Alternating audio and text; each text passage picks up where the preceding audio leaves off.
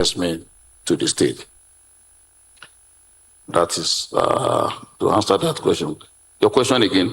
Yes, I was just asking the sectors, because we talk about attracting local and foreign investment, talk about agriculture, and if you're growing the economy in your prosperity agenda, what sectors are you prioritizing? I will prioritize agriculture. That's my number one. Okay, at this point, we'll try to go to the members of the audience, but we'll only be able to take just 2 interventions. Please, if you come to the microphone, identify yourself, and then keep the question very short. No party slogan, no hyping, no long lecture, just very short and simple intervention. The candidate is here to respond to you. Who will go first? No, didn't I see you earlier on? Let's take the gentleman with the red cap. And please, no double-barreled questions. Just one question. And no long introduction. Your name, your affiliation, and your question.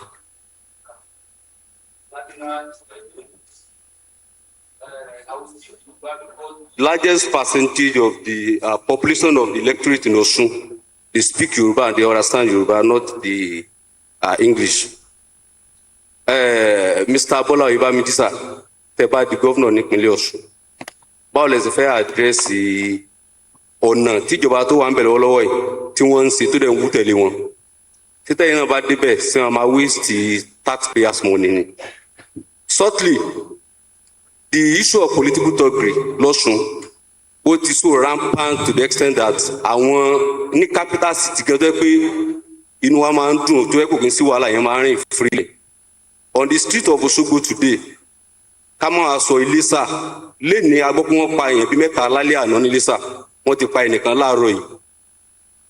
Tẹ́ bá débẹ̀ ọ̀nà wo lẹ fẹ́ gbà láti address the political thuggery, not only the political thuggery, anything tó ní ṣe pẹ̀lú violent crime.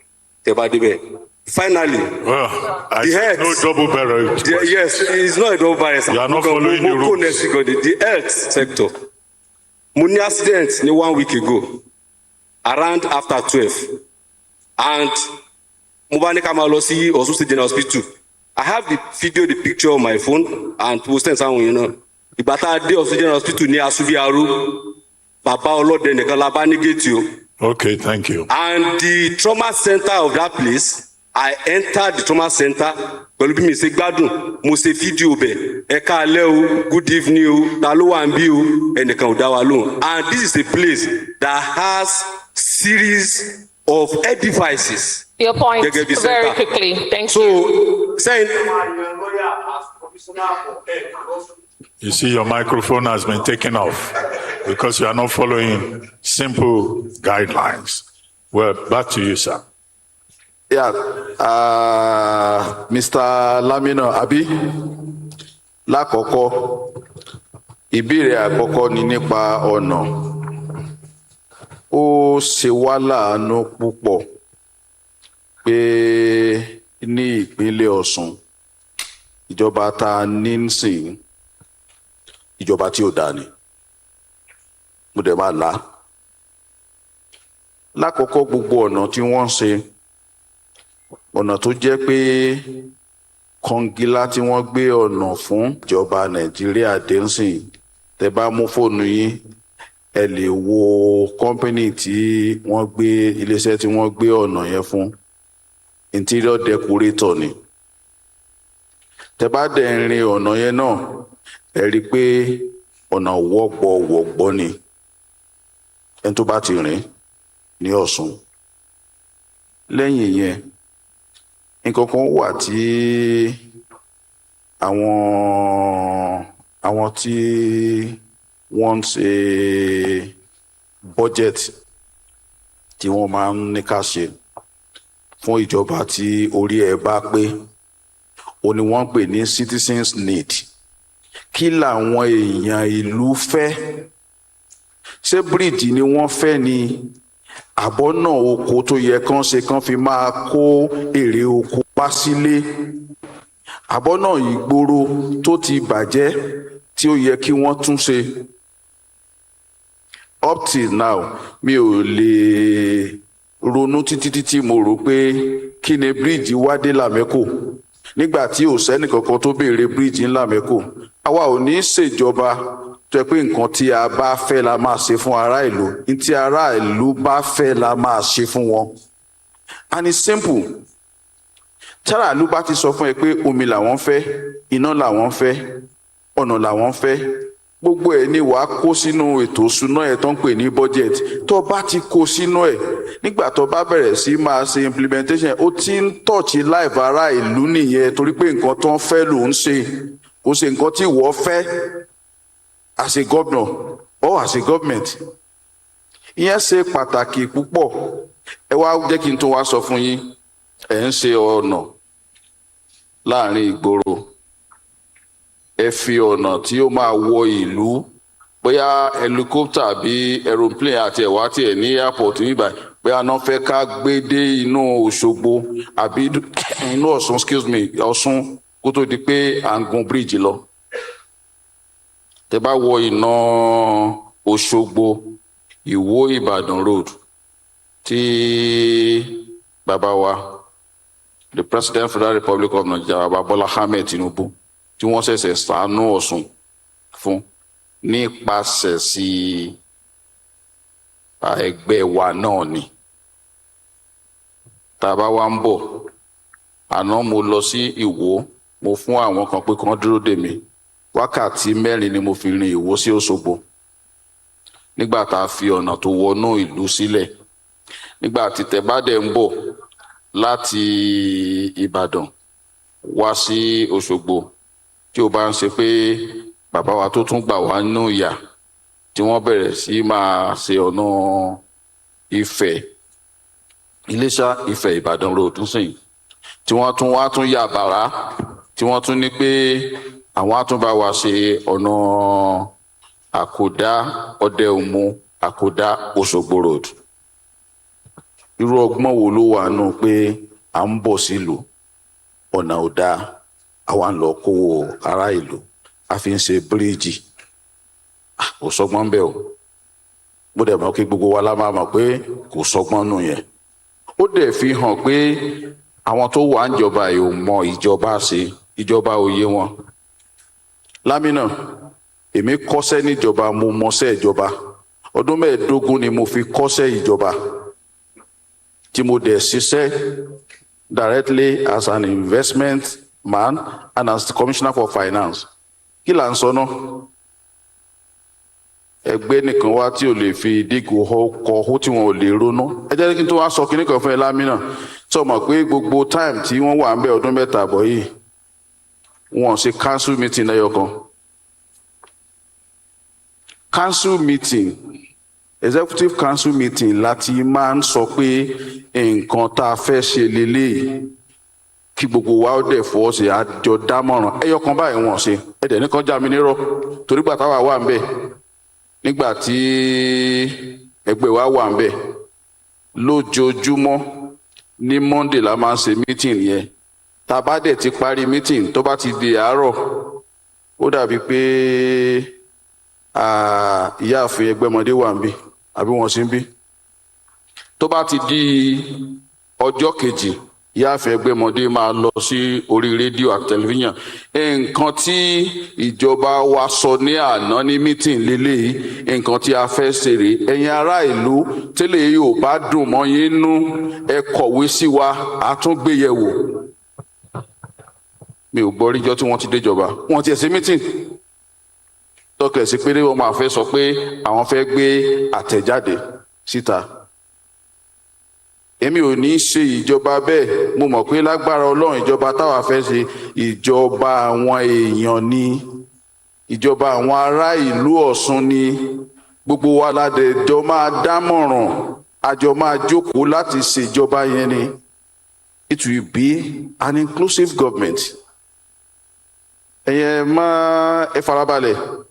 Ẹ jẹ́ kó tiẹ̀ di ọjọ́ 15, nígbà tí a bá ṣetán, tó bá di ọjọ́ 16, tí wọ́n bá fún wa ní ìwé pé kẹ́ ẹ yege látijọ́ yẹn lẹ ti máa rí at least a government that has an agenda. Thank you. Okay, you again, Yemi. I wanted this to be as, widespread as possible. But go ahead, since you have captured the microphone. In APC with my first question to the Accord candidate, so I thought it was only fair that I also asked you a question. State police, my name is Okoyemi Adamaleku. State police is currently on the agenda. If you come in as governor, how would you ensure that you don't abuse the powers that come with managing state police? And the second question, you said education is poor in Osun. The Accord candidate said that they went from number 33 to number 7. So if you could speak to that. Thank you. Well, state police, I think, is a good policy. It is a welcome policy. But one thing that is important is that there is a process. And that if that process is followed, in governance, it is always about the institution. It is about process, it is about rules, it is about regulations. Whatever is embedded in that process, we are going to abide with it, and we are going to welcome it. Government, our party, it is a party of people that knows what they are doing by antecedent.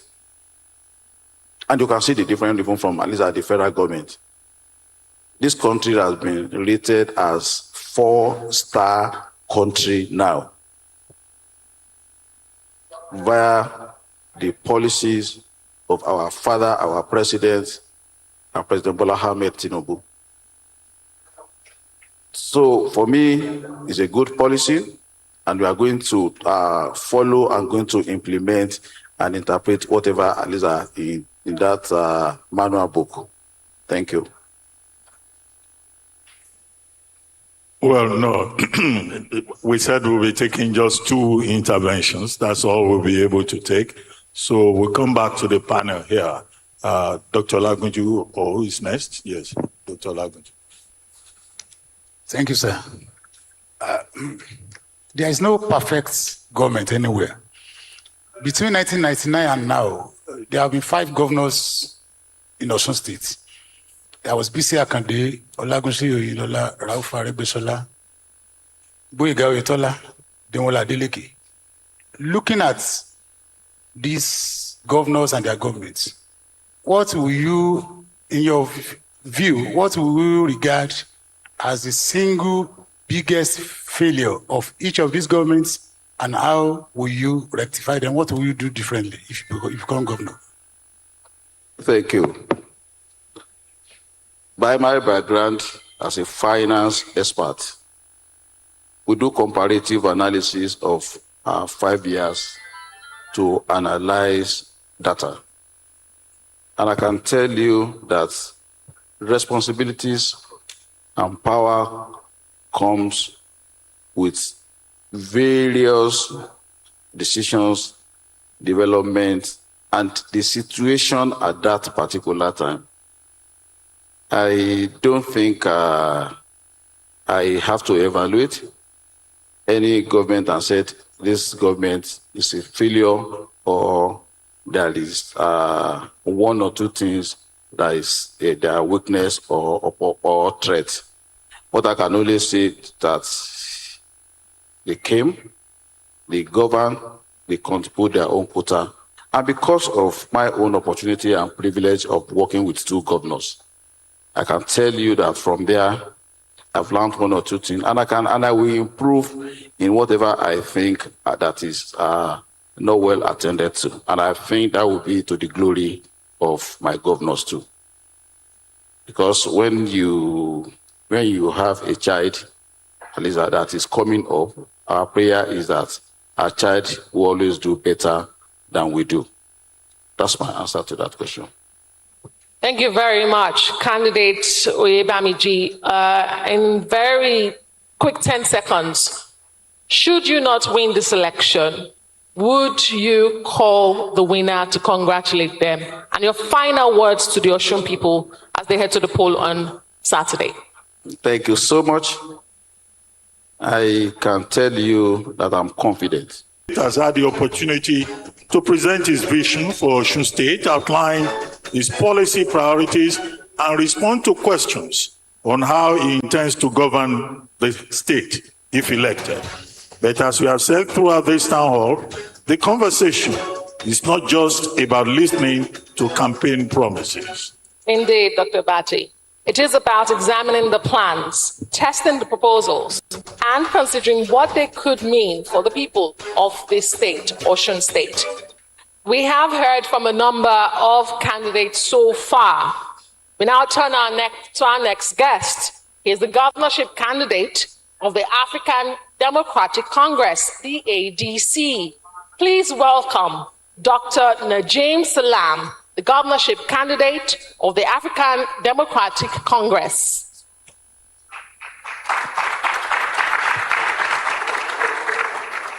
Panelists, thank you. Well, Dr. Salam, thank you for joining us. Thank you. Here is our panel. My name is Ruben Abati, Arise News. This is Adesua Omorwan, also from Arise. Dr. Lasisi Olagunju, columnist and editor of the Tribune on Saturday. Then next you have Mrs. Ajiboye. Mrs. Ajiboye is with the Osun State Broadcasting Corporation, 104.1 FM. 104.5 FM. And then we have Dr. Festus Adedayo, who is a columnist and a member of the editorial board at the Nigerian Tribune. Good to have you on Nice this being here too. Thank you so much. session. Now, very quickly, let me ask you, there was a grand rally yesterday. Was it at the National Park of your party? The grand rally that your party had? Yes, yeah. That was yesterday.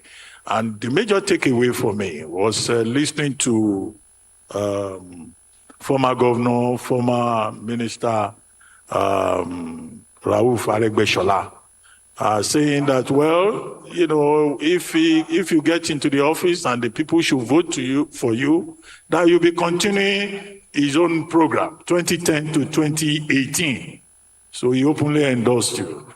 The presidential candidate of your party, that's Waziri Adamawa Atiku Abubakar, also told the audience that the people of Osun State should vote for you because one of the daughters of Osun State is his wife.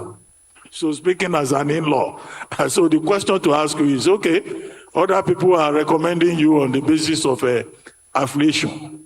You yourself, now that you are here with us, why do you want to be governor of Osun State? I think we would like to hear directly from you. Thank you so much, Dr. Abati. And I want to start by appreciating the Arise Media Organization for putting this together. I think you handled it a very mature way. Amidst the crisis they have been having in the state, you save us a lot of things for giving us a different hours to talk more about our program so that we don't have crisis. I want to appreciate the management of Arise for putting this together for us. Thank you very much. I appreciate you. Let me start by telling you my full name. My name is Dr. Najim Folasayo Salam. By God's grace, the one that is contesting to win the election under the platform of ADC in the state. Yes, why am I here? You talk about, when you started the question, I thought you are going another way because Rauf Aregbesola being the name that people will always talk about in the state. But surprisingly, you talk about Atiku as well. But the main question is, why am I contesting? Dr. Abati, I'm contesting to build on the achievements on the past government that do it well, and to correct the challenges of today that we have, for me to build a better tomorrow, today and tomorrow, for Osun State. I'm going to fill in the gap that I observe are necessary to correct. I'm going to develop Osun in a better way and to give to people the government that belongs to them, to tell the whole world that my own government is going to be a people-centered government, not for my selfish achievements. And for this, I think I'm fit, more than fit, and qualified. I read political science in my first degree, second degree, and up to the PhD level, by God's grace. My exposure, my educational background, and my involvement in government, in governance over the year, the experience that I've gathered to do something, to correct some things, and build on the good one. I think for this, I'm more than qualified and to be the governor of the state. And that is why, plus other reasons, that when you ask me more questions, I will dwell more on it to show the people why I'm in for the race. Thank you very much. Okay, thank you, Doctor. You're promising 20,000 OES jobs in the first 100 days of your administration. That's bold. How do you intend to create those jobs?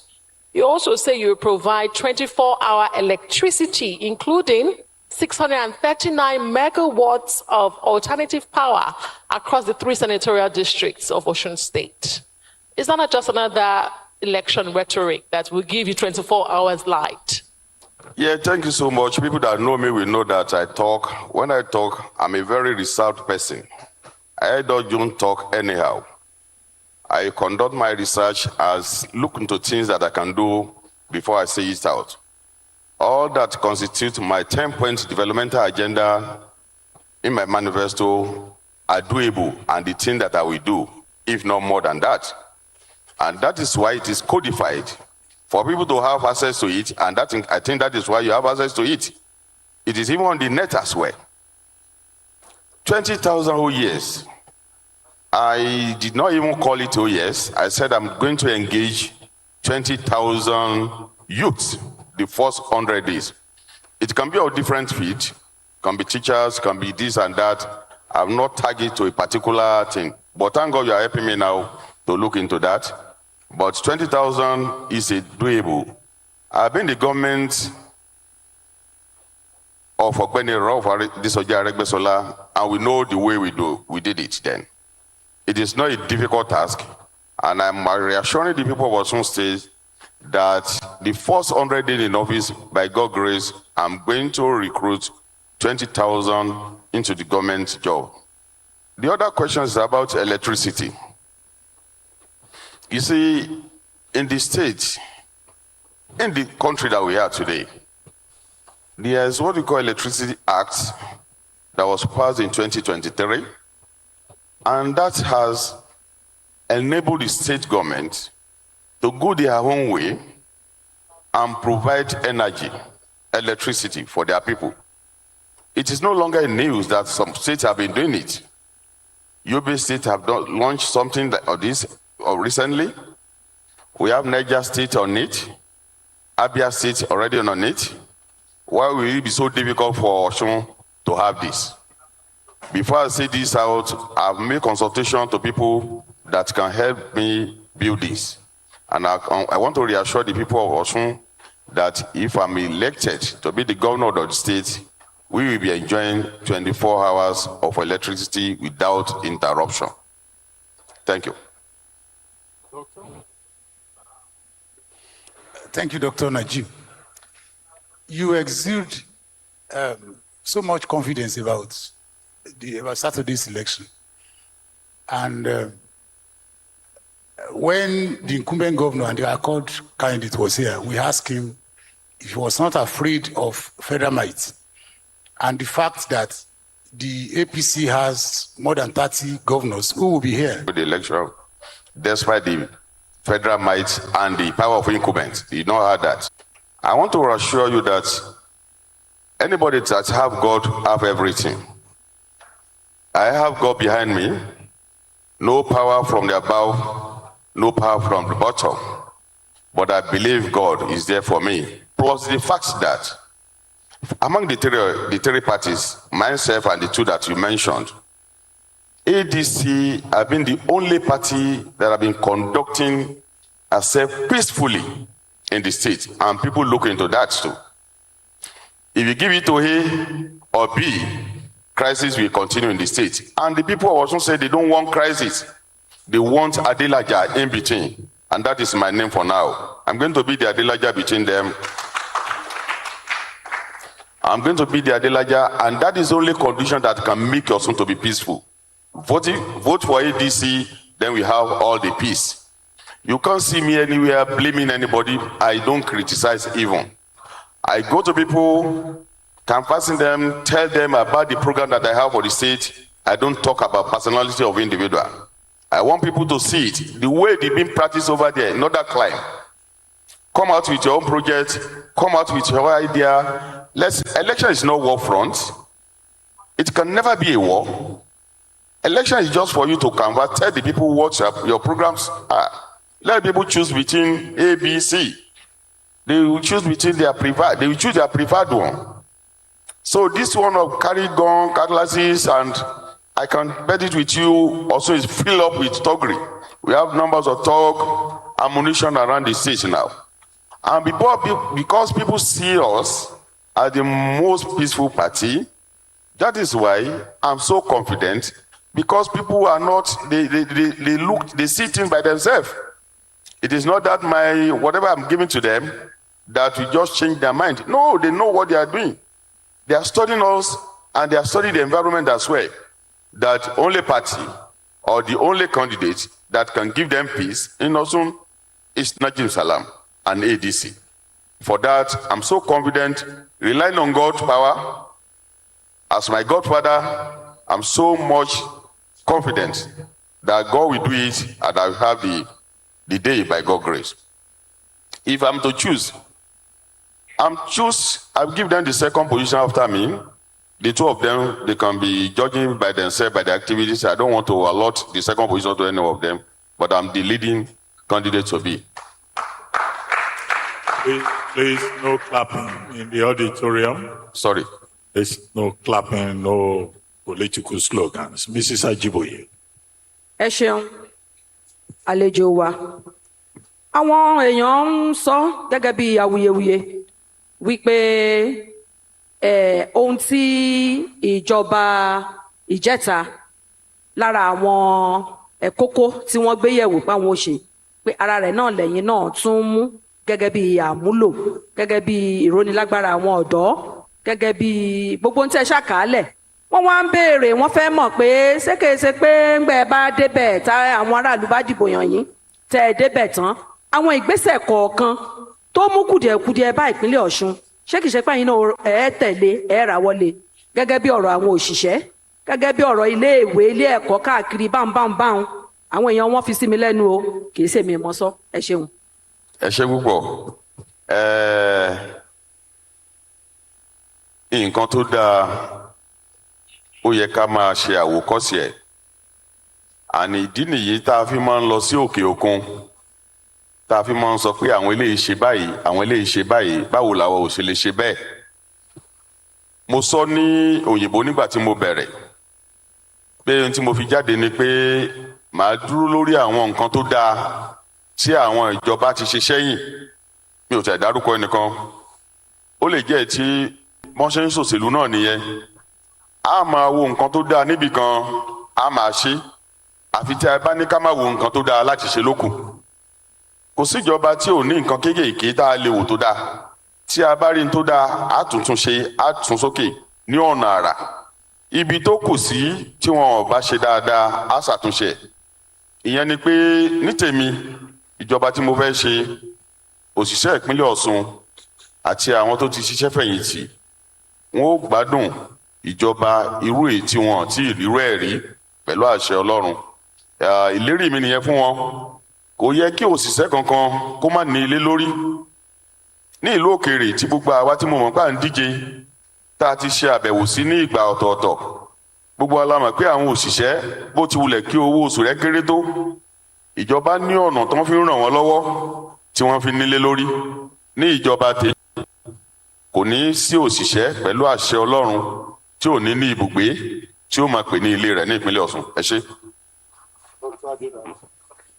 Yeah, Dr. Salam. You have been a regular face in Osun State politics, having been a two-term Speaker of the House of Assembly and part of the political establishment of this state, meaning that there's actually no way you would delink from the ills that have plagued governance in the last how many years in Osun State. How do you convince the ordinary citizen of Osun State that you are not what the cliche calls same of same, and that you are an agent of change?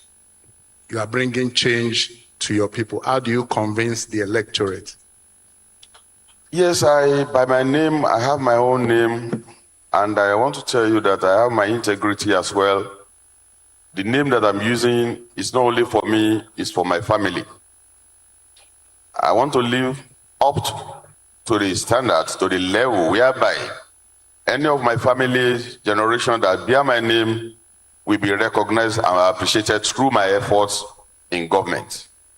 And all this while that I've been in government, people know me, they know what I can do, they know what I've been doing to the people. I say things the way it is, and I love people. I always want to be in the midst of people. By my record, I always be in the midst since when I was the supervisory councillor for my local government. I started my political career from the local government. So I know what the people need, I know what they want. Not just by being driven by my home interest to be a governor of the state, no. Because I've been living with the people for so many years, they've seen me, they've assessed me. I have not lived outside this country except I travel for 1 month, 2 months, and come back to this place. I know the needs of the people, their daily needs. And I want to appreciate God. I want to appreciate God. If I have the opportunity, I will appreciate God by serving humanity entirely. That is my purpose, and people already know this. I've walked around the state to tell them about my candidature, and I think I'm well accepted based on my past deeds to them. I'm not going to change. I will ever remain Najim Salam that they know, and I will forever be grateful if I have the opportunity to serve them as the governor of the state. Thank you.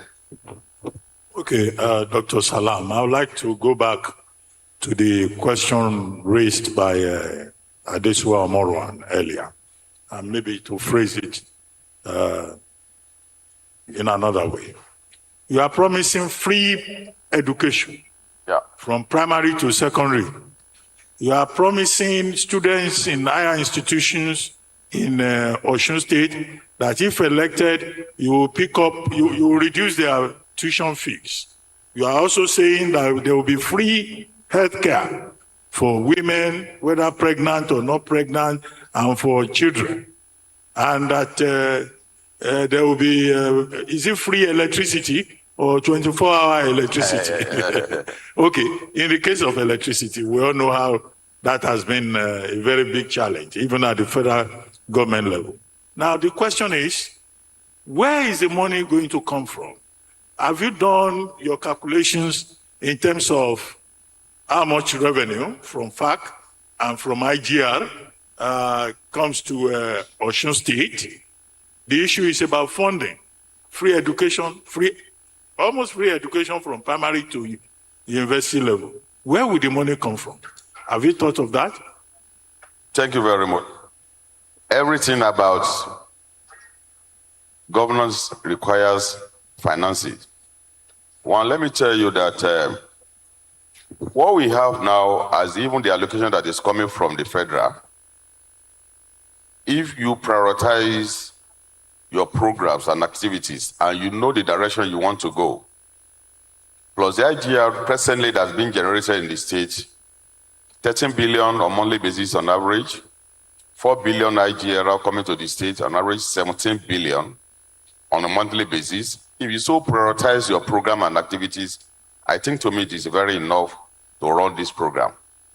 Plus the fact that the IGR, there's no way I will be in government and the IGR will not increase or improve.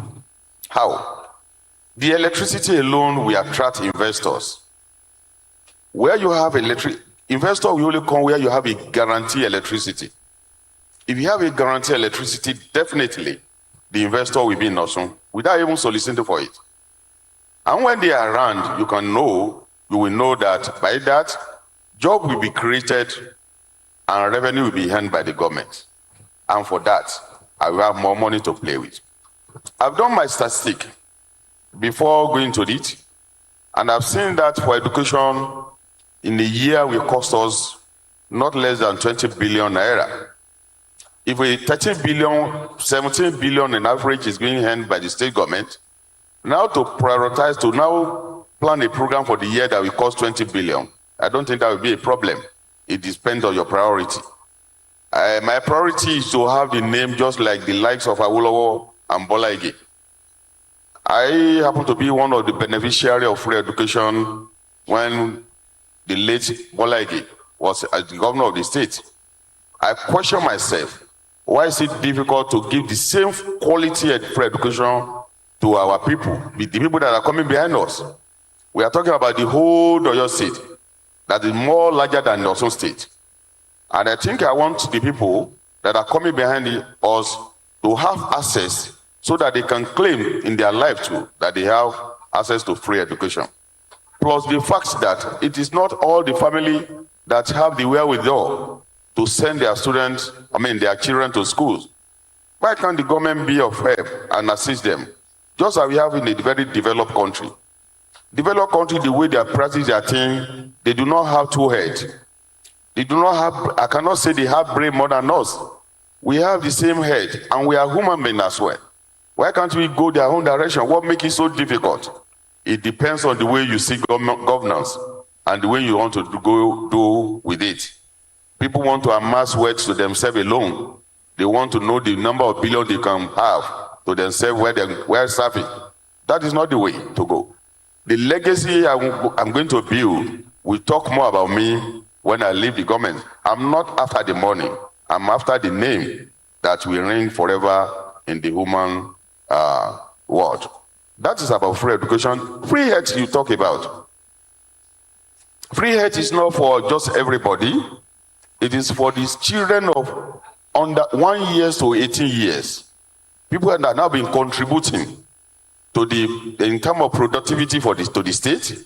We give them free medical services. What would they need? On a very rare occasion, we have something that will cost you more than necessary.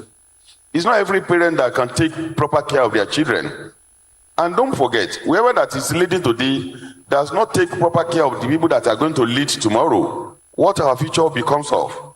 We are going to take good care of them from the beginning and give them the orientation. We need to reorientate our people. Their psyche. There are little things that they don't need to struggle for before they can get it in our community, in our society. I promise that, and I've done my calculation, and not only the children, the aged, that they call senior citizen elsewhere. Why is it difficult? Why is it possible for people living elsewhere to recognize the senior citizen that have served their land in different capacity? You may be a journalist, you may be whatever you've served your fatherland. Why is it difficult for people, for the government to appreciate them? I thought of it, and I think the best way to go is to take good care of the aged that we call the senior citizen by giving them free medical services as well. So, God willing, I'm going to do all this by God grace. Okay. Adeswa? Thank you very much, Dr. Patti. Dr. Salam, you're promising a lot of things. You also promised 35% women in government. You say you give them 1 billion naira for women entrepreneurs when you're in office. But let's speak to security. Osun State in recent times has experienced insecurity just as part of other parts of the country. Should you become governor, what is your plan for security in Osun State to make it a safer state?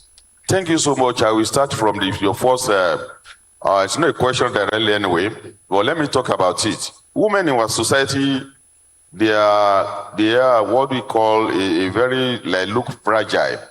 And to me, I think the women, they need assistance, they need support. I said the first year, within the first year, I don't even say the first month, within the first year, 1 billion. If I'm getting, if anything is coming from other investors, if I'm getting 17 billion in a year, in a month, will it be difficult for me within the first year to gather 1 billion to support women business? No, it is not difficult.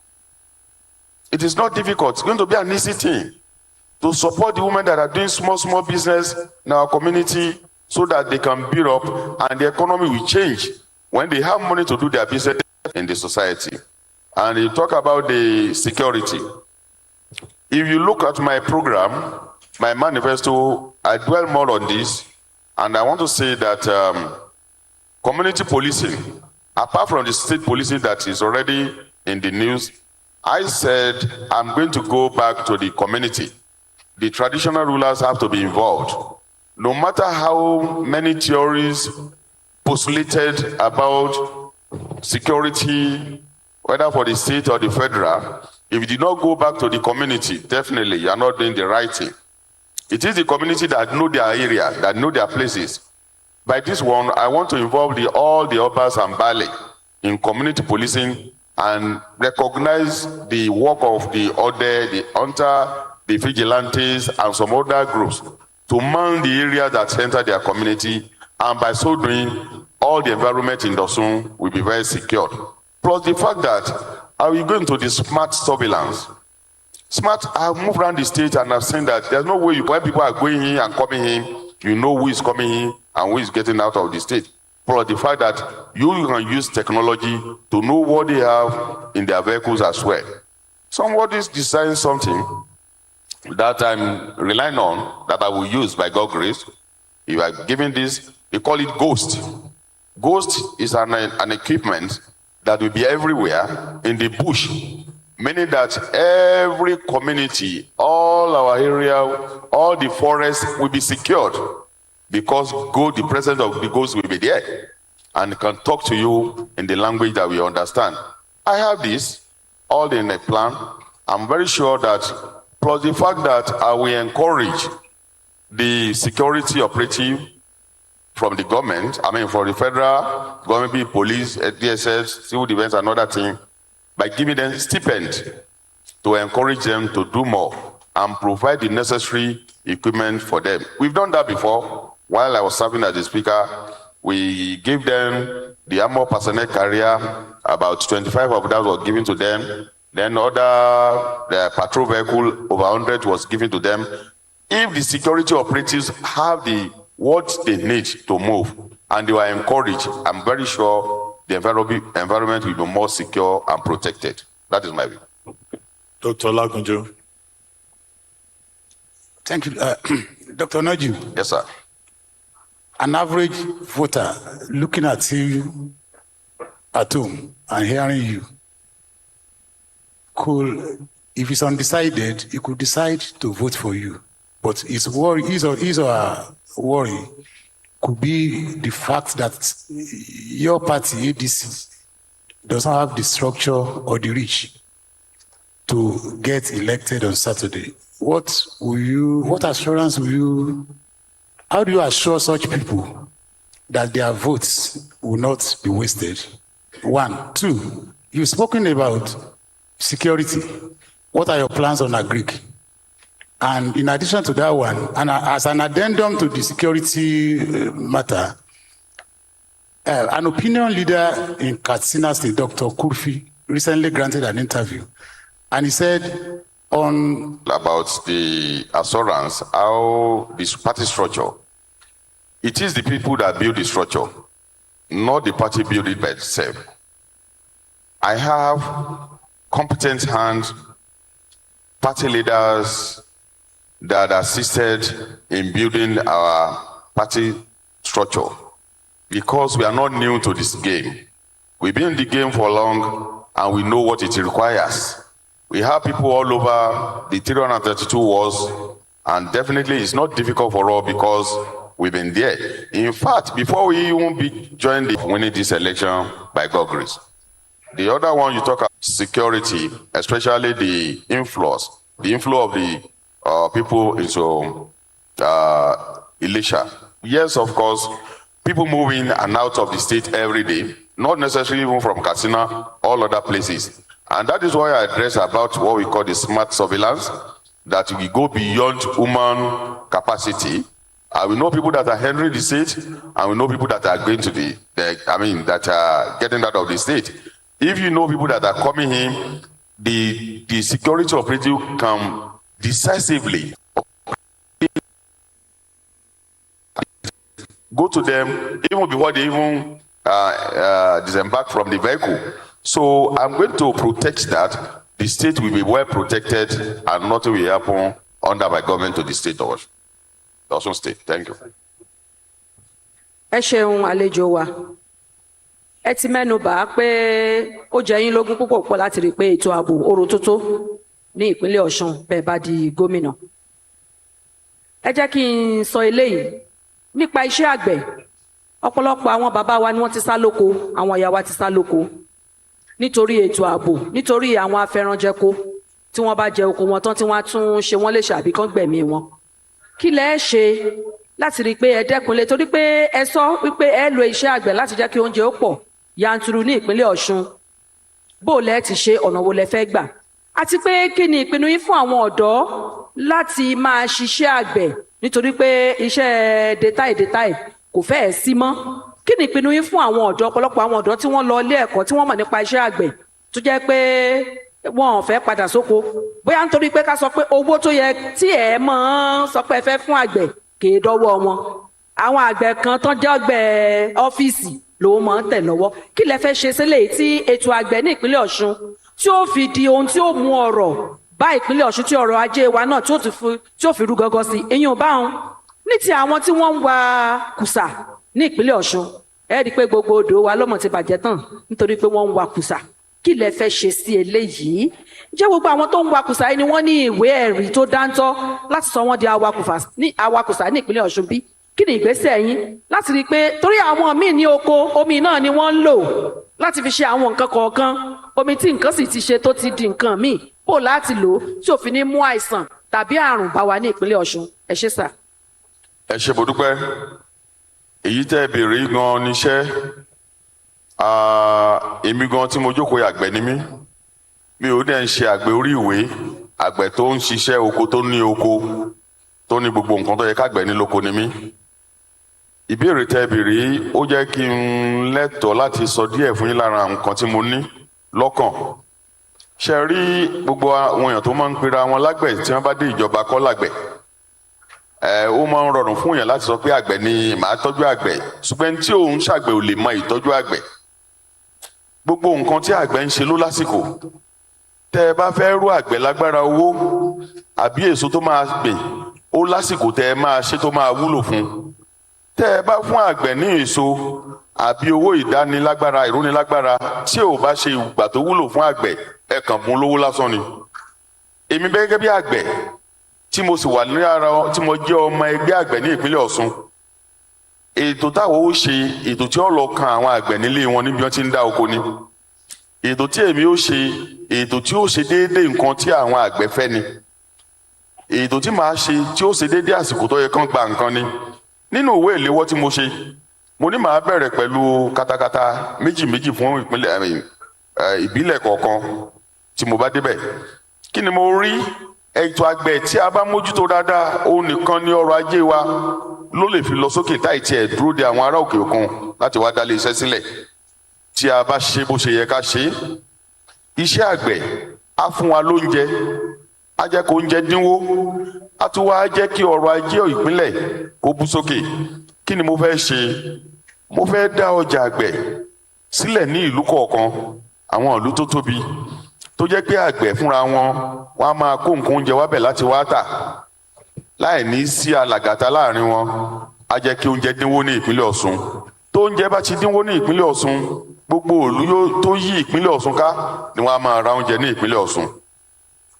Bákan náà fún àwọn àgbẹ̀, gbogbo ọ̀nà tí àgbẹ̀ ní tó lè gbé oúnjẹ jáde, òun ni kò ṣeé rìn. Ọ̀pọ̀lọpọ̀ nǹkan ló wà nínú oko tí ò ṣeé rí.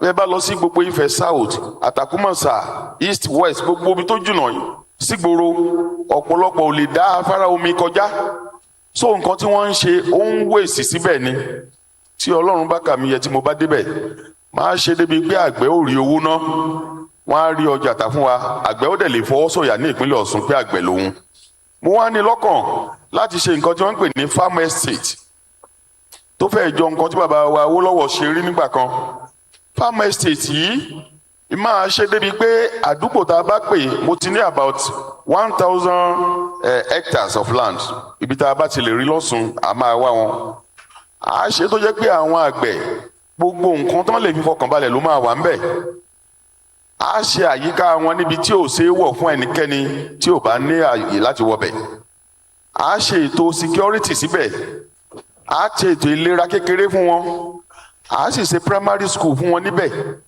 secondary school wọn máa wá sí ìgboro láti wá ṣe ọkàn àgbẹ̀ ó balẹ̀ níbi tó bá wà ọ̀nà ó sì wà ń bẹ̀ omi ó wà ń bẹ̀ a ṣe lẹ́gbẹ̀ẹ́ tí wọ́n máa gbé yàtọ̀ síbi tí wọ́n ti máa ṣiṣẹ́ oko àwọn nǹkan wọ̀nyí tí a bá ṣe fún àgbẹ̀ ọkàn àgbẹ̀ ó balẹ̀ ẹni tí ò kí ń ṣiṣẹ́ àgbẹ̀ tẹ́lẹ̀ tó bá rí iṣẹ́ tí àgbẹ̀ ń ṣe tó dẹ̀ ń jèrè iṣẹ́ oko àwùṣe mo ní lọ́kàn pé ọjà tí àwọn ọ̀gbẹ̀ ò bá tà bí mo ṣe wà yìí mo ní ẹ̀gẹ́ lóko tí mi ò rí tà bẹ́ẹ̀ ni ọ̀pọ̀lọpọ̀ àgbẹ̀ nítorí pé kò ṣeé tà owó tá a fi máa wú jáde kán tó fọkọ̀ kó dégboro owó tá a máa tà kò ṣẹ́kù kankan mọ́ nínú ètò tèmi fẹ́ ṣe máa ṣe ètò bọ́ọ̀dù kan. Doctor.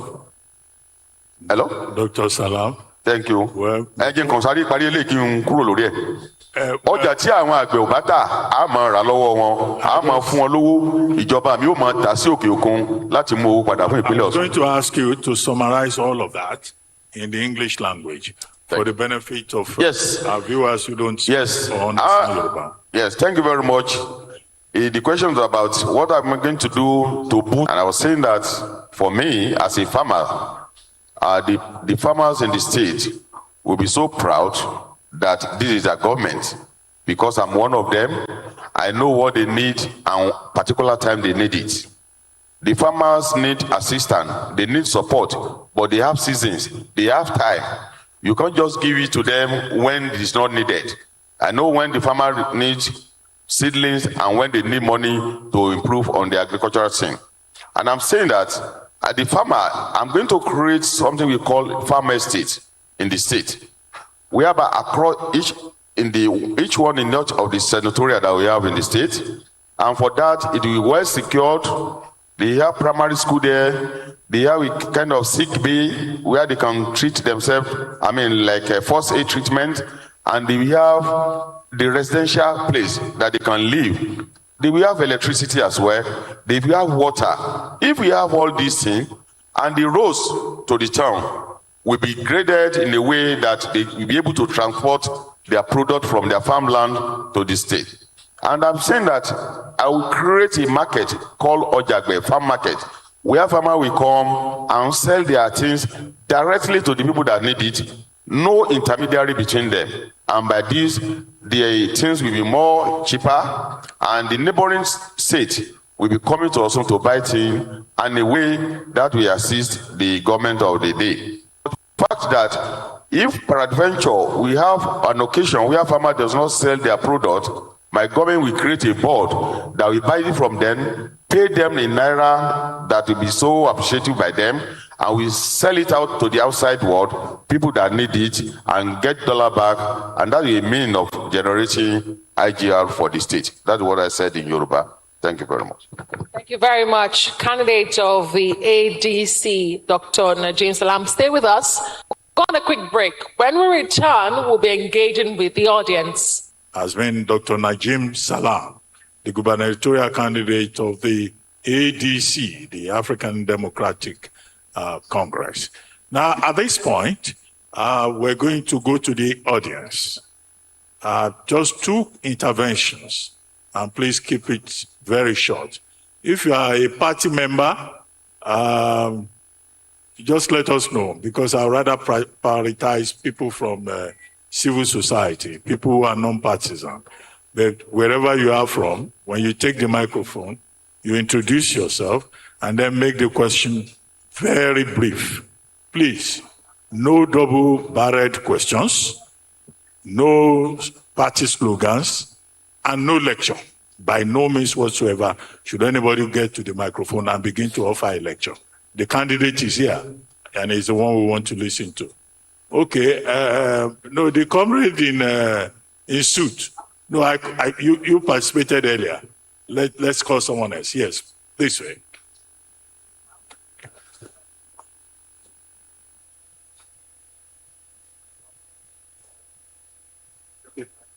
Yeah, please go ahead. Yeah, my name is Barrister Lasisi Tayo. Please speak directly into the microphone. My name is Comrade Lasisi Tayo, a member of civil society organization. I will start my first question direct to the current candidate of the ADC. Based on your name, Adelaja. It's a good name. My question is this. My question is going to Yoruba because Adelaja is Yoruba name. That's my question going to Yoruba. Tí Ọlọ́run bá ṣe tẹ́ bá débẹ̀ láti bí oṣù mẹ́rin lọ́sùn state yìí ìpànìyàn nítorí ìdìbò ó ti pọ̀ jù. Over 35 people náà jọ pa Ifẹ̀, Iléṣà, Òṣogbo, Ìlọbù. Tẹ́ bá débẹ̀ ṣé ọ̀nà wo lẹ fẹ́ fi gbà láti bá wa dáwọ́ òkun pípànìyàn kó dúró lọ́sùn? Torí kò kí sọ̀rọ̀ bandit tẹ́ bá fi dáwọ́ kó àbí ẹ̀yin náà sọ àwọn ọmọ yìí di state boys ni. Àkọ́kọ́ nìyẹn sọ. Question kejì. Ayé bàbá wa Arẹ́gbẹ́ṣọlá ẹwà náà Arẹ́gbẹ́ṣọlá. Arẹ́gbẹ́ṣọlá gba owó kan tó ń pè ní oṣù kóòkù láti fi ṣe omi ní Iléṣà. Láti ìgbà tí Arẹ́gbẹ́ ti ṣe omi náà ló sin omi yẹn ò yọ. Gbogbo ọ̀pọ̀lọpọ̀ tó wà ní Iléṣà wọ́n ti ní wàhálà lórí ọ̀rọ̀ góòdì wíwà. Kí lẹ fẹ́ sí fáwọn Iléṣà tí àìsàn òfin ní wọ Iléṣà pẹ̀lú góòdì pẹ̀lú omi? Okay, comrade, please could you translate all you have said in English very briefly? Yeah, my question is this. As Baba Adelaja, your name is Adelaja. If you have been elected as a state government, for the past 3 or 4 months in Osun State, over 35 people have died as a result of the election, of the crisis election. If you are elected, how do you want to curb this crisis? Do you want to make any law to stop thugging in Osun State? Or you want to mobilize them as a state boy so that they will also follow you? When the election, another election is coming, you'll start to clear that position. That's my question. Thank you. My second question is this. During the Arẹ́gbẹ́ regime, you are the speaker of assembly. And there is a money, there's a loan from the Sukuk for the water dam in Iléṣà. And up to today, there is no water in Iléṣà. And the people of Iléṣà are not enjoying, they are living the problem of the water. Because the gold are spoiled of their resources. If you've been to Òṣogbo, people come from Lagos, they cannot take Òṣogbo this year. Okay. I want to do that one, sir. Yeah, very good. You have done your own translation and it's clear enough. Back to you, Doctor. Thank you so much. Okay, let me respond. Should I go in English or to Yoruba first? No, you can speak English directly. English, yes. He asks about my name being Adelaja. Adelaja, for people that doesn't understand, Yoruba is the intermediary, the one that settled the dispute between two people that are fighting. For that name, Peacemaker. Peacemaker. Thank you, Dr. Abati. Peacemaker.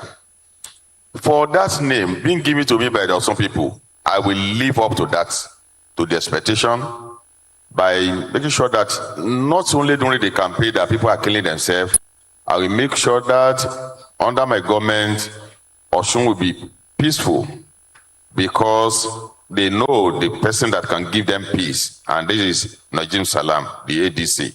I'm going to maintain that, and let me tell you that the way I will engage the youth of the state will make it difficult for us to have this crisis and violence around the corner, because 20,000 youths will be engaged the first 100 days, and I'm promising more to come. So if we engage people, the people will be on the farmland, the economy will be growing. If people are working, there won't be time for them to think about crisis. And it depends on the leadership. Leadership has to go with the responsibility. The responsibility to curtail all this violence will be done under my governor. As a government of the day, there won't be crisis in Osun by God's grace. Secondly, you talk about the Ijesha water, the rehabilitation. that they're supposed to do for quite a long time. I can assure you that Ogbeni Aregbesola struggle, try to get that money from Sukuk. And I can say boldly that that money is still there. It's just that the people, that is not their priority.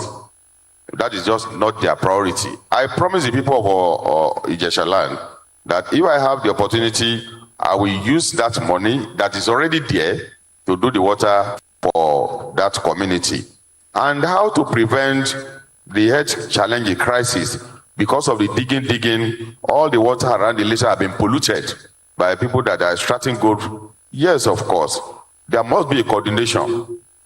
There must be a coordination, proper coordination from the government. People cannot just go on any site and be digging holes in the name of their extracting gold. There must be organization. It must be well organized. For me, I will create what we call the government delivery unit, under which I make sure that all this is taken care of. People cannot just go to their farm and be digging the hole in the name of extracting gold. We need to protect our environment.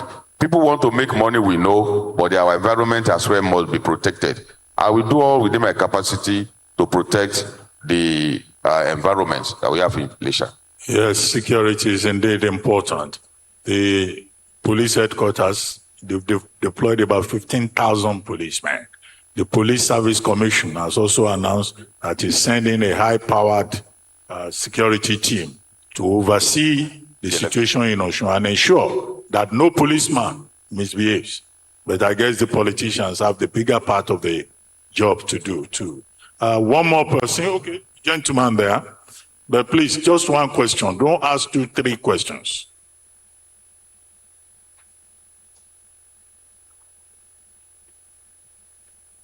Thank you so much. My name is Jare Tiamiyu. My question is that Osun State has been described as civil servant state. For years, we got to know that and we are telling our children. How do you want to create economic identity for this state if you are in that? Thank you. Please go ahead, sir. Already mentioned that people used to target to be a civil service state. No, it is because the economies have not been growing properly. With electricity alone, I can assure you that our economy will grow and that will change the name.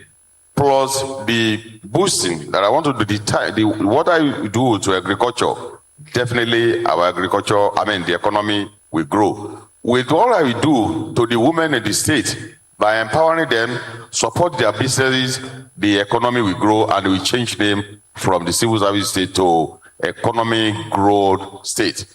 Economy only grow when you have people that are well protected, secured environment. Electricity is there. There's no way electricity will not bring about development.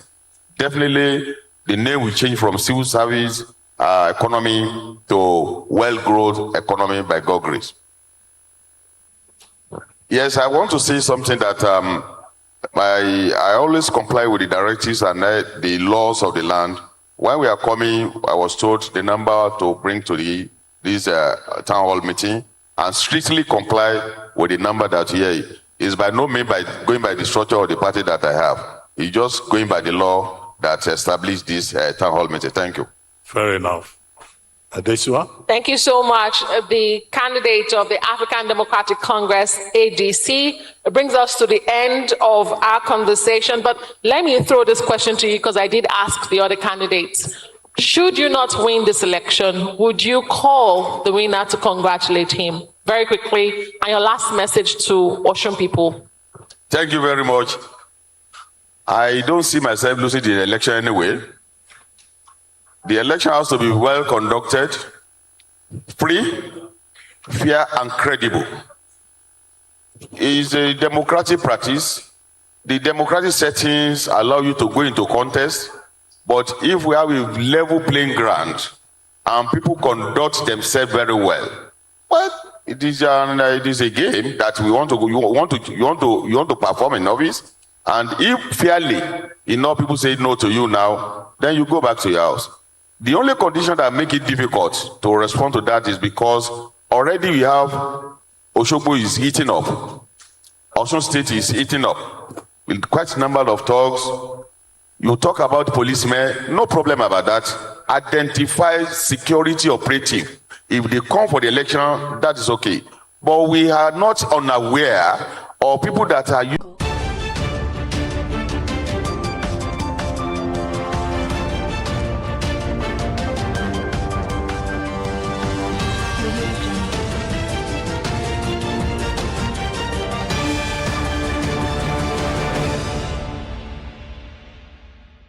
Hello, welcome to Biscon TV News. I am Jones Hussein. First, the headline stories. State Police. Presidency closes public submissions today. Army moves to begin operations at 4 new divisions. In business, EFCC recovers 115 billion naira, $84 million NDDC levy from oil firms. The foreign scene, major Russian grain export terminals hit in Ukraine Black Sea port attack.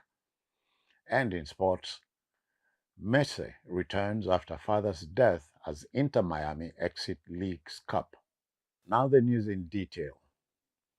The presidency has announced that public submissions on the proposed national policing bill, which seeks to pave the way for state police, will close by 5 p.m.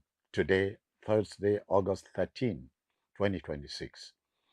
Chief of Staff to the President and Chairman of the Presidential Working Group on the bill, Femi Gbajabiamila, said Nigerians are being encouraged to submit their views, particularly on preventing political interference, addressing police misconduct, ensuring effective oversight, and improving intelligence sharing between federal and state police services. Gbajabiamila stressed that state police remains a proposal as the required constitutional amendment is yet to be completed. Elsewhere, we can tell you that the Nigerian Army is set to begin operations at 4 newly created divisions in Benue, Kwara, Taraba, and Edo states, following President Bola Tinubu's approval to expand the Army from 8 to 12 divisions. The restructuring is aimed at decentralizing command, improving response times, and strengthening military operations against banditry, kidnapping, terrorism, and communal clashes.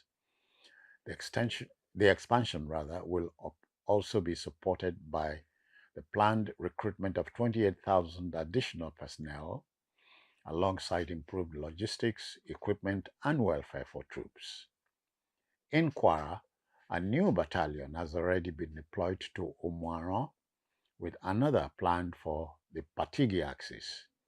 In Benue, the proposed 5 division is expected to be headquartered in Makodi, while arrangements are underway for the new 10 division in Taraba, with permanent barracks under construction in Jalingo. The Independent National Electoral Commission, INEC, has added the Social Democratic Party's governorship candidate, Dr. Olubenga Ajala, and his running mate, Fashike Oladipo, to the ballot for Saturday's Osun State governorship election. The decision follows a July 22, 2026 Federal High Court judgment directing the Commission to recognize and publish Ajala's candidacy. INEC has consequently reproduced the ballot papers and result sheets, increasing the number of political parties contesting the election to 15. The exercise is expected to take place at the Central Bank of Nigeria premises in Osogbo. Ajala acknowledged that his late inclusion gives the SDP limited time to campaign, but expressed confidence that the party can still win the election. A quick break here for business news.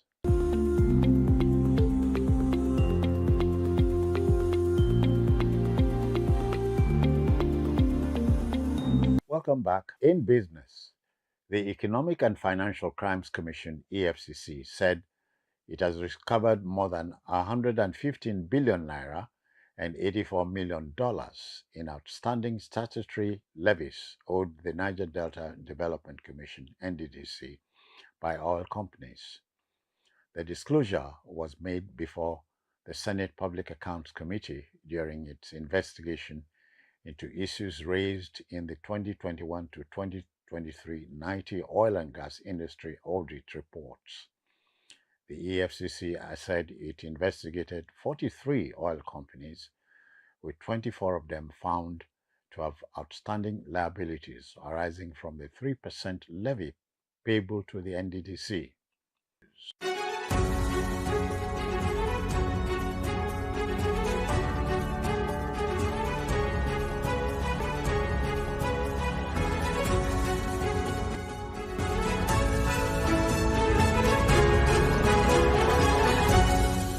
Welcome back. On the foreign scene, Ukraine has launched what President Volodymyr Zelensky described as a unique operation involving missiles, aircraft, and naval drones against Russia's Black Sea port of Novorossiysk. The overnight attack reportedly killed 3 people, including an 8-year-old child, and injured 24 others, while Ukrainian forces said 4 Russian warships were hit. 2 major grain export terminals were also damaged, forcing Russian authorities to consider redirecting cargo through Baltic and Caspian seaports and land routes. The attack has raised fresh concerns over global grain supplies, as Russia and Ukraine are major exporters to markets across Africa, the Middle East, and Asia. A quick break now for sports news.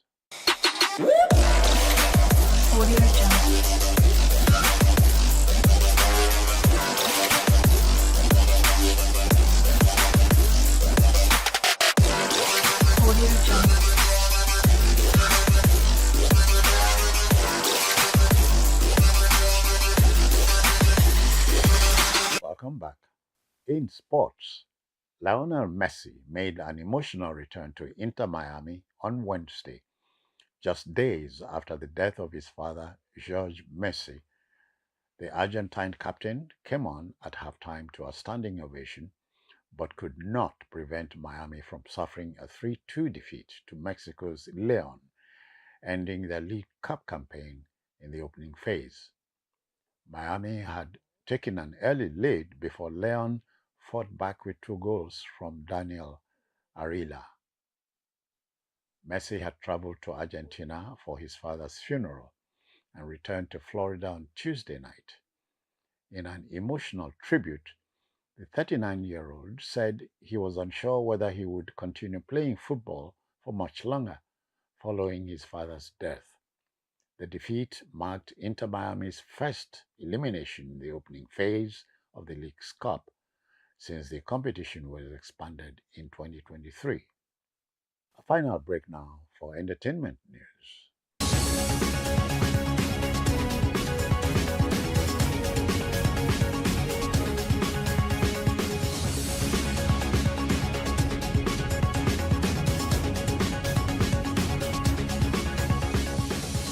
Welcome back. In entertainment, let us tell you that Afrobeat superstar David Adeleke, aka Davido, is set to headline the Davido and Friends concert at the Crystal Palace Bowl in London on Friday. The performance comes just a day before the Osun State governorship election, where his uncle, Governor Ademola Adeleke, is seeking re-election. Davido described the event as the first festival appearance in the UK and his only outdoor London show this summer. The timing of the concert has therefore drawn attention, coming just one day before voters in the state head to the polls. That's all on Biscon TV News, compiled and produced by David Asher. I am Jones Usen. Many thanks for watching.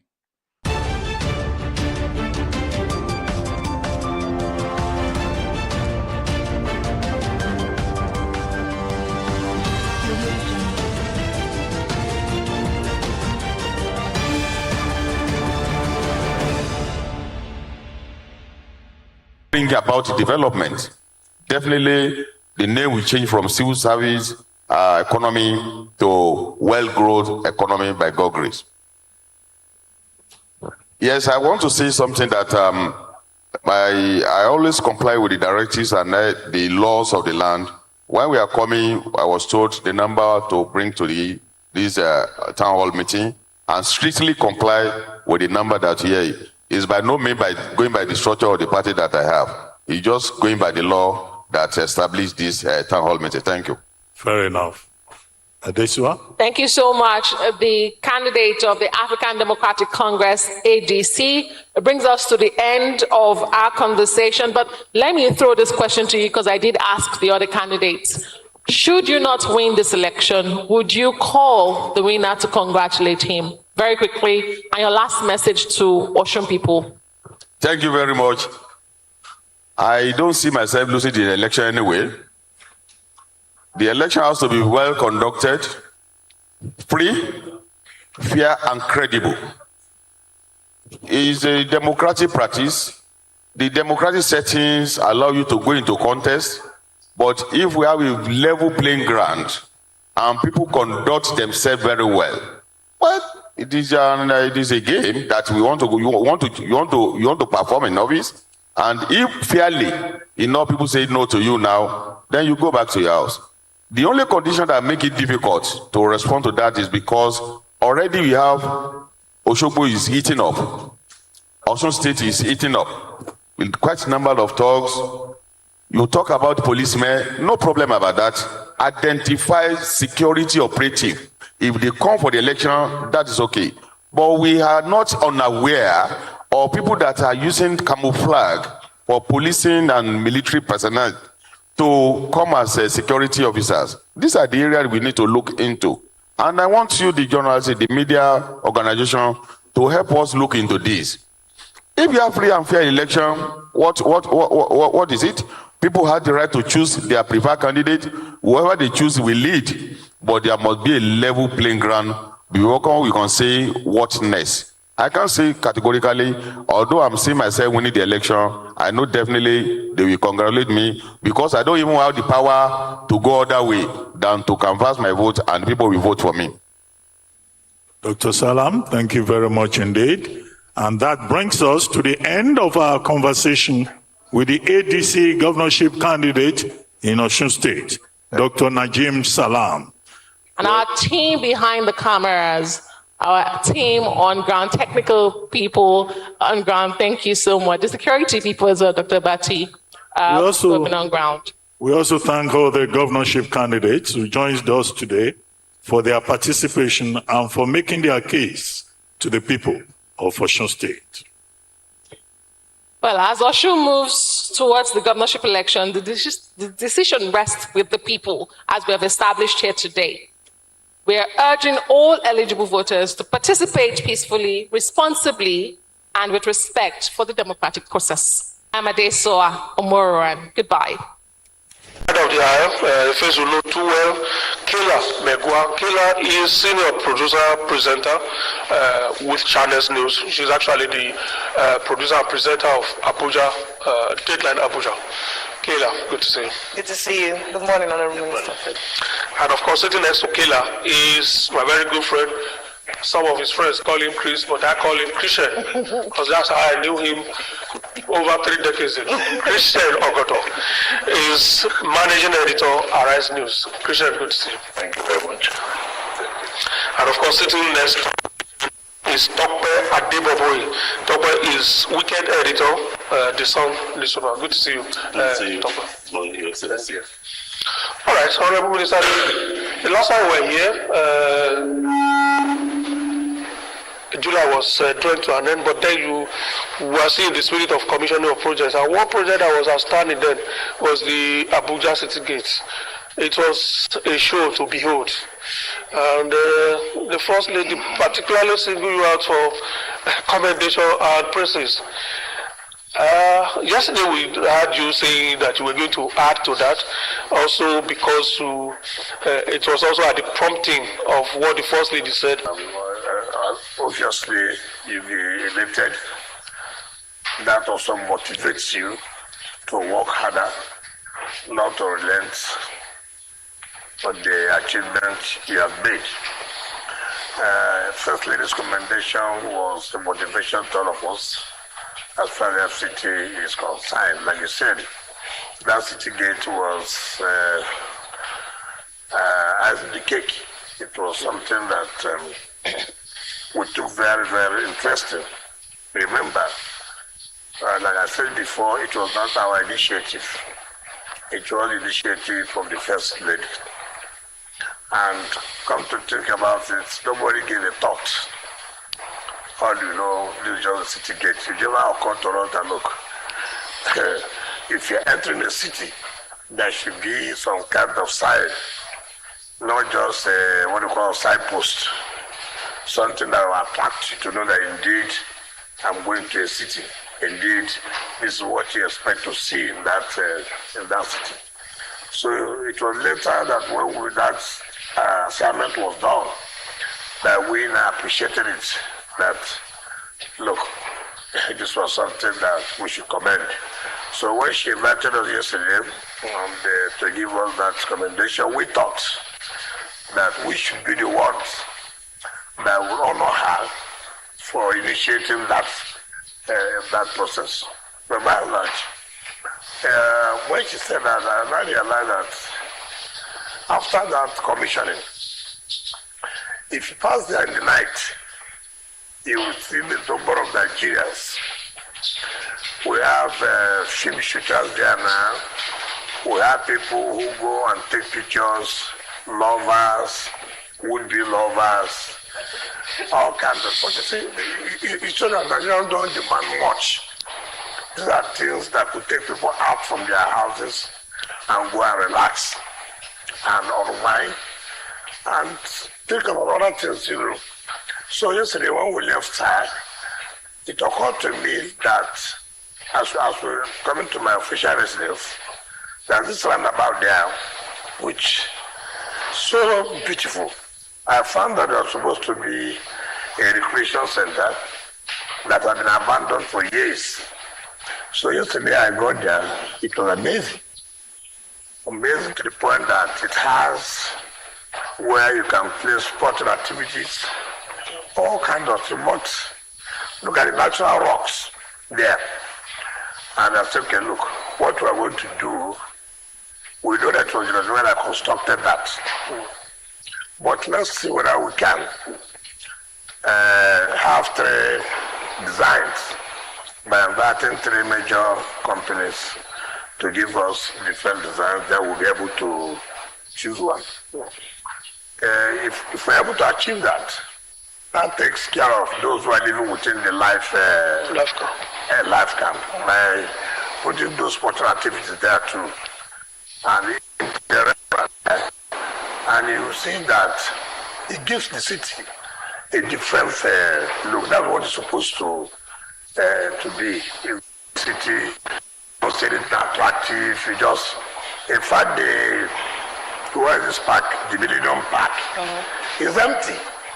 Totally empty. There's nothing that is attractive. I was there one time. I said, what kind of park is this? Just people just come like that, carry that phone, put here, just.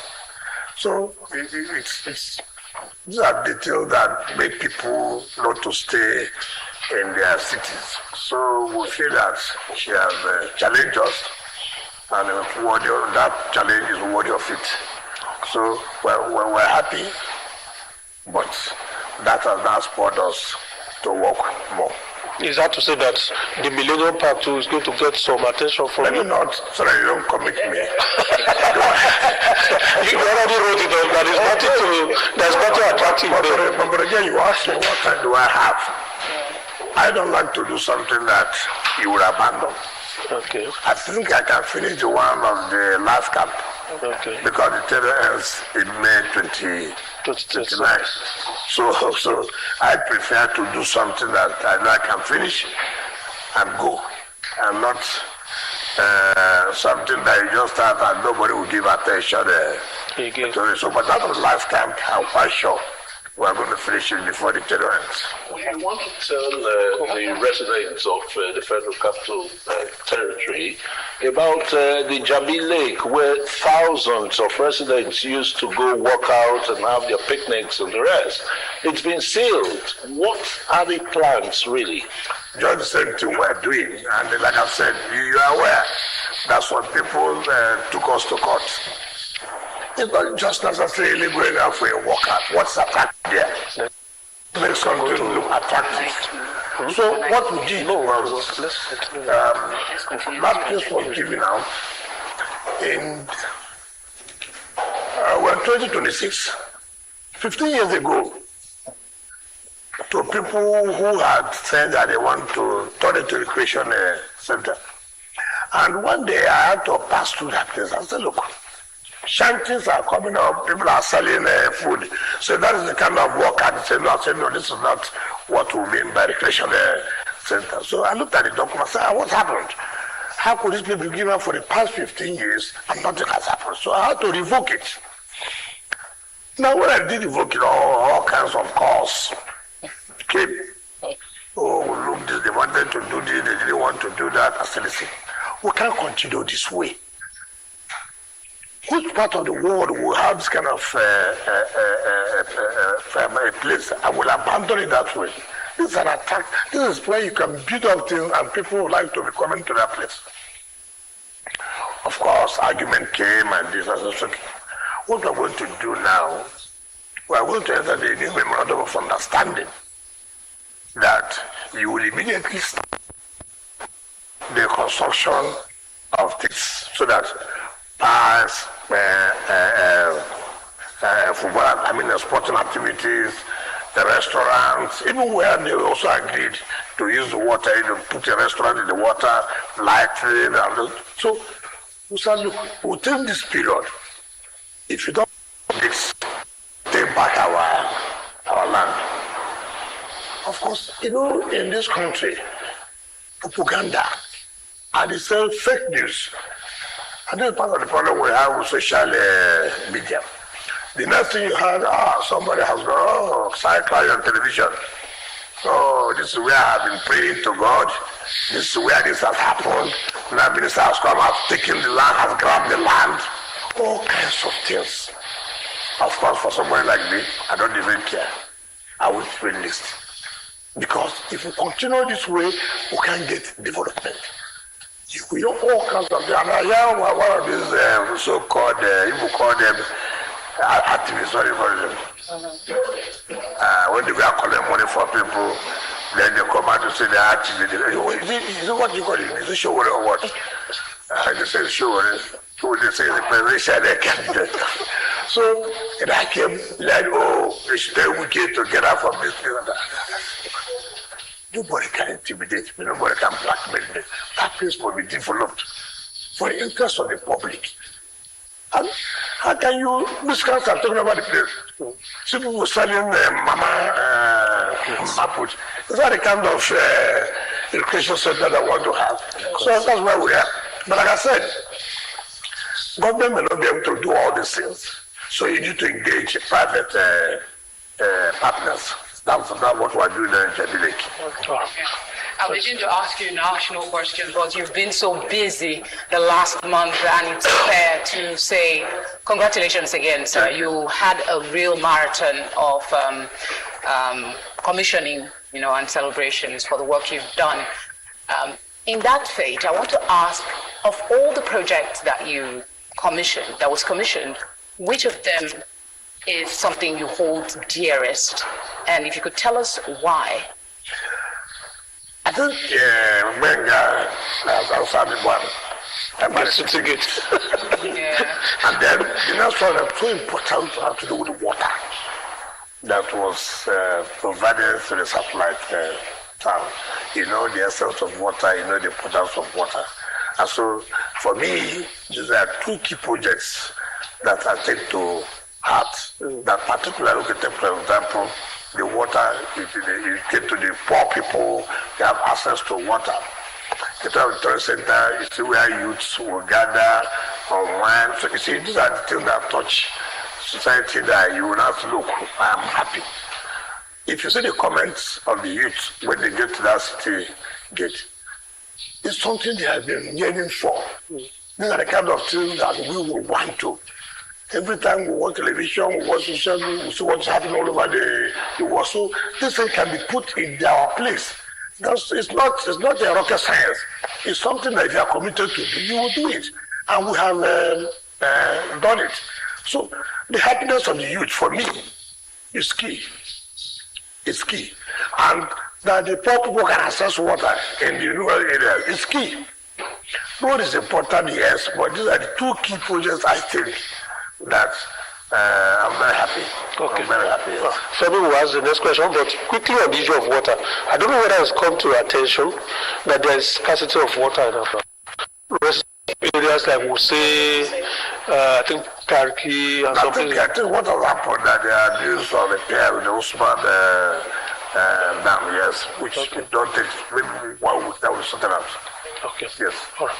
Okay, maybe I should still stay on the commissionings you have done in the past, the projects, infrastructure development in the FCT, and the commendation you also got from the First Lady. You know, I clearly didn't expect this kind of public embrace, especially for the city gates remodeling, and it's good to know that you're planning another one in Jabi. But my question will be on a life camp. So my question will be a bit light now. You know, should residents of Abuja expect to see you, on an evening stroll or coming to some of these parks to relax? Let me tell you the danger of announcing where you're going. The day I went to one of the restaurants to eat, I didn't go with security. But so I told my driver, let me go and eat. I just entered the restaurant. Before I know it, over 50 people. I didn't know what to do again. It doesn't work out, we shake you, doesn't work, we shake you. Of course, it is not safe. Don't take that to be, people like you. So, I told the restaurant, look, I will come back. At that point, I was no longer at ease. Immediately I came out, I saw some miscreants waiting for me to give them my entitlement. So these are the kind of things you have to be very, very careful. I went to the city gate at the other day, sat down. Few people were there. Before I do it, people started trooping. I said, hey, just take off. It's not as if you're not happy to be there, but you also, as much as I see, don't play to the gallery, be very, very careful. And it's not good to go to a place with that kind of security. Yeah. Because the whole aim will be defeated. Yeah. So I can assure you, yes, from time to time, I walk in, but I won't tell you it will be so day or it will be so tight. No, I will not do that one. So that one will be safe too. Not safe that there will be people who come and shoot you, but people can rush. Just people want to take pictures with you, all kinds of things. So you have to be very, very careful. Happiness should not make you to lose your. Maybe you should give the services of a costumier to disguise when you are going on such visits. I can disguise. In fact, I'm surprised that I know where I'm going to, that people will not call my name. Oh, it's impossible. Honourable Minister, so let's. I can see that the infrastructure at the Apple Mechanic Village has been put in there. So the question really is, where's your final relocation going to be, and when is that going to happen? Yes, that's what we're working on. It's not been easy. When you have divisions, associations, and where the days were that, and again, the recommendation made by the committee is not very. I'm not very comfortable with it. But if we begin to give this your phone, it means it becomes your property. And government may not have control. So that way they are saying, give us a CFO and this. We are saying, look, it's not better to have a memorandum of understanding that government has given out this for you to trade and this, so that the government will also have some of control over it. But we believe that before the end of the year, we would have sorted out the whole of the issues. Already the infrastructure has been provided, so that's where we are. Okay. Christian, we already have your talk. I just wanted to do a follow-up so that we don't go back and forth. It's okay. You talked about the beautification of the FCT, which is very good, commendable. How about the abandoned Millennium Tower? Have you thought of it? Very much. That is just one, sir. Okay. The second one is that with the massive road infrastructures that you're doing, I don't know if you've recalled October 1st, 2006, one of the ministers then, El Rufai, banned the use of motorcycles called Okada in the city. Yeah. You have even acknowledged that they've constituted a nuisance, security challenges and the rest. Keke Napep have joined too. On the streets, major streets of Abuja, it has become a car park ranch or a car ranch and the rest. What are you doing to checkmate the nuisance that they've constituted in the city? The Millennium Park first. All right. I came on board. I visited that Millennium Park very wonderfully. It started on underground parking that took over 2,000 cars. The restaurant will be at the last floor, up to about 300 floors. Beautiful. That project was awarded under the Obasanjo's administration to a company called Salini, Italian company. Salini, yeah. I tried to sit down with them because it's the national budget. It cannot be FCT statutory budget. The cost is about 400 billion. And I even if I have such money, I can't put the whole of that money in one budget. So it was the project that the federal government has to come out and say, look, we have to take this project as a national monument. If not, there's nothing FCT can do. And moreover, if you don't complete it, no matter the forest, you know, as the years go by, variations will coming because of the inflation. Yeah. So at the end of the day, if they spend more than 4 or something billion, where will you actually get that kind of money? And so if previous government like under Passenger, this is the kind of problems that we're having.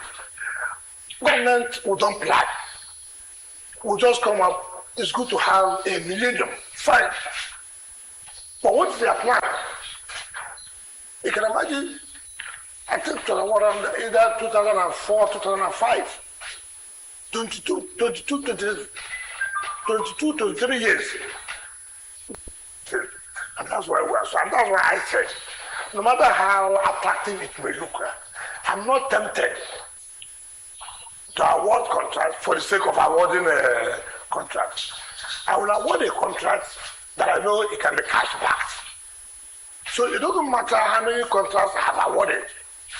What people look at is how many have you finished? Because at the end of the day, when you award all these contracts, it becomes a problem. It becomes a problem. People begin to look at how they've scattered the whole place, destroyed the entire place, award contract that will not be completed. It becomes an eyesore.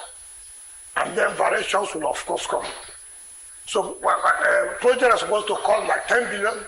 At the end of the day, you end up spending 100 something billion, which does not make sense.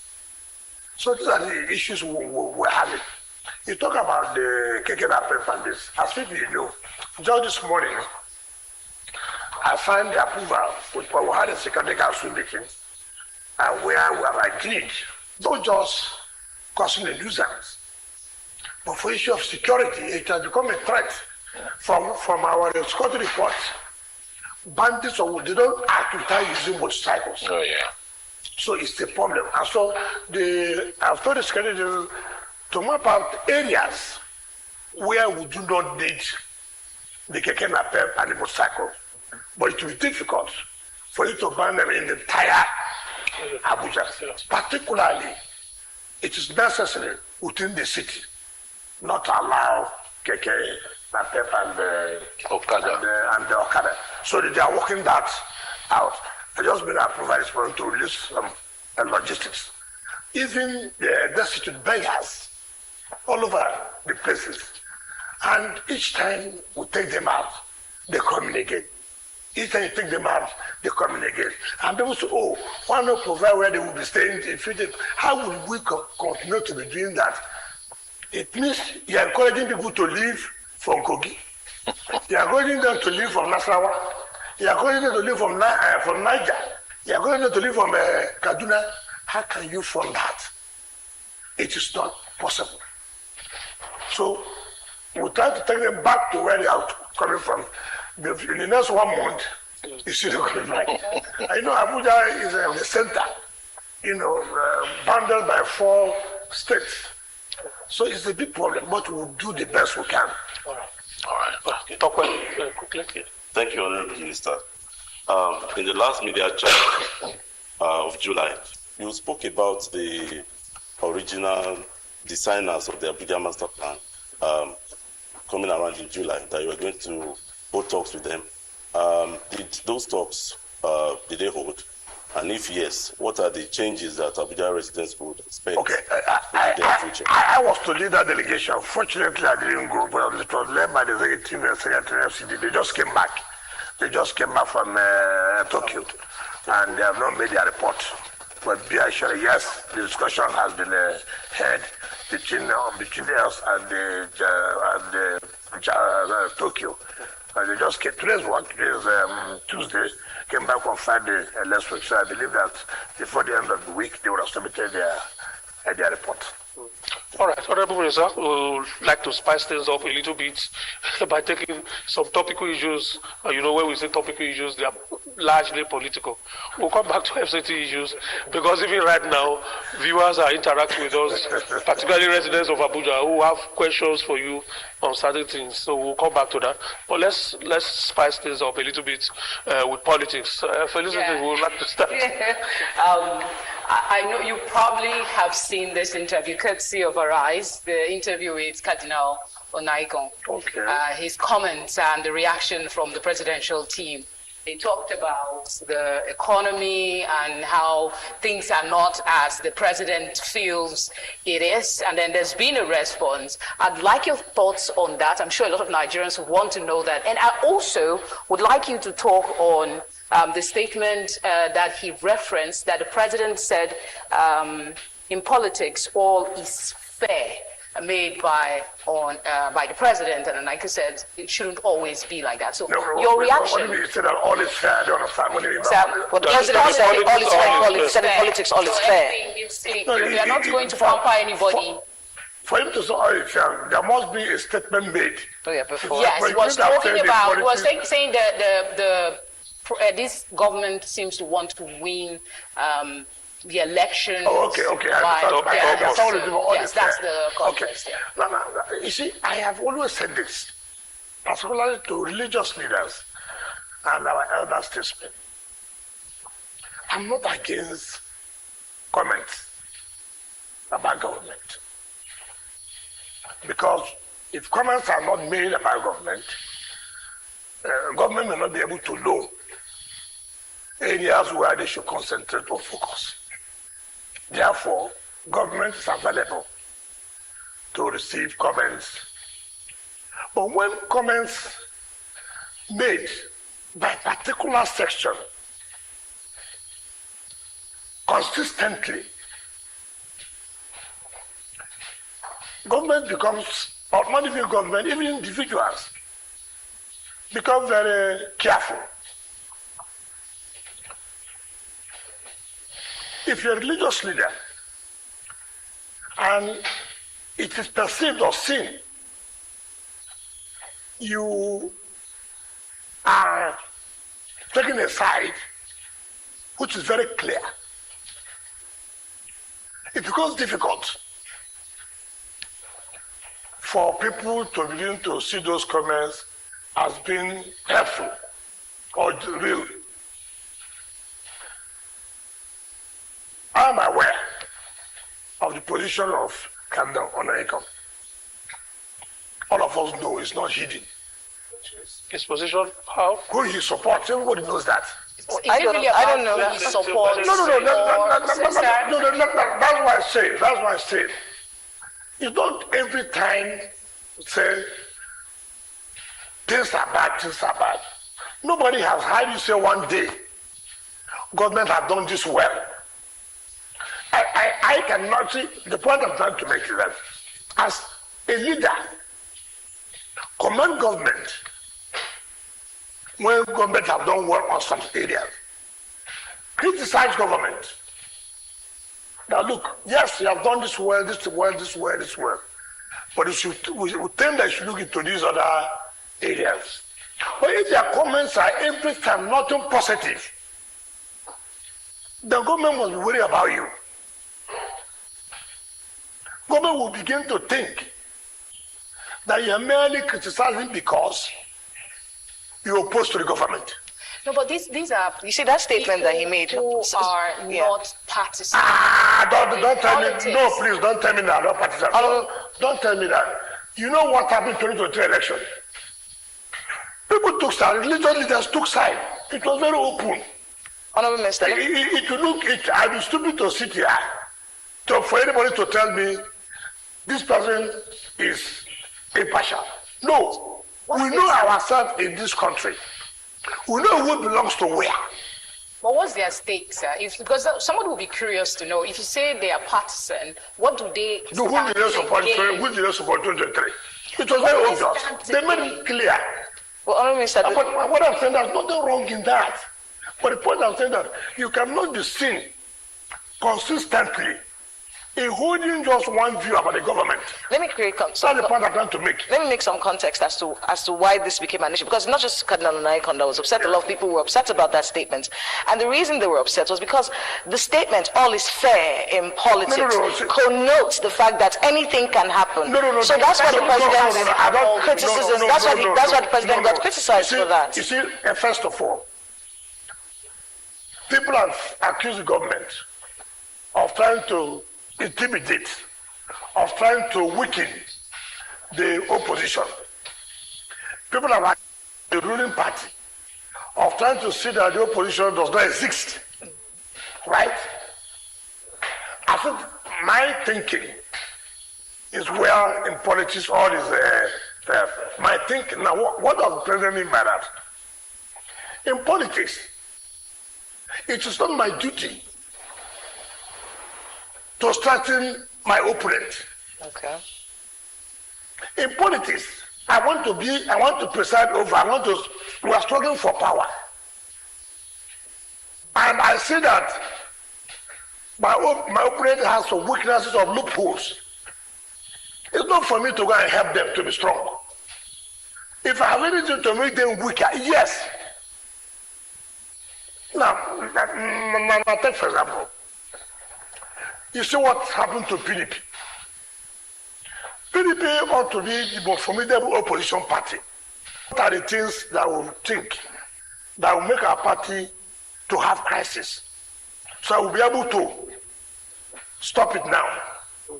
But when the ruling party finds out that you have that kind of loopholes, what will be their prayer? Their prayer will be, may you not resolve the crisis. May you not resolve the crisis. Take, for example, in 2017, PDP had a problem. We saw that the ruling party, APC then, had wanted to destroy PDP by imposing a party chairman on us. We saw it clearly. People like us came out to say, no, we will not accept this. We are going to fight it. Now, why am I telling you this? We went to the Federal High Court and we won. The DGSSS locked the office. We said, look, we have won. Allow us to use it. They said, no, that there's an appeal. This is a security agency. That there's an appeal. We said, what does that concern you? Does an appeal mean that we won't enter off? If they said, no, that there's an appeal. Nigerian people won an appeal. When I appealed to Supreme Court, he went and opened the office. When I said, but we were an appeal, he said, oh, it doesn't matter. Now, we know the interest of the ruling party in government. that their interest is to weaken us. In their interest to give us the national chairman that will make the party not to go front. No, I'm calling, what I'm trying to say is for you to, when you understand this, you now put yourself together. When we now fought the matter till we won the Supreme Court. Now, nobody left the party. That's the point I'm trying to make. The party was strong. And that was why people, like Atiku Abubakar and them, had to come to the party, knowing that the party is now strong, to be able to challenge the ruling party. That was why he was able to contest in 2019 and contest under the party 2023. That he even made some kind of headway. Now, if we did not do that, to make the party to be strong then, it would have been difficult for us to challenge the ruling party. Remember in 2023, it was difficult to believe that the present president would have won.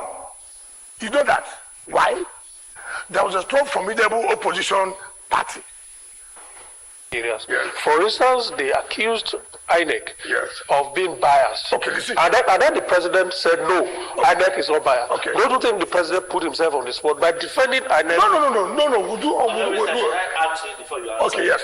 Okay, he also raised a particular concern that, he believes that the people around the president do not give him a true picture of the reality in the country. And you are also one of those politicians close to the president.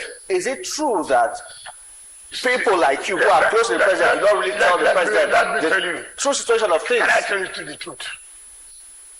That is not a first-hand statement. When you're not in power, you accuse those around in power not to tell the man in power that you are not telling him the correct thing.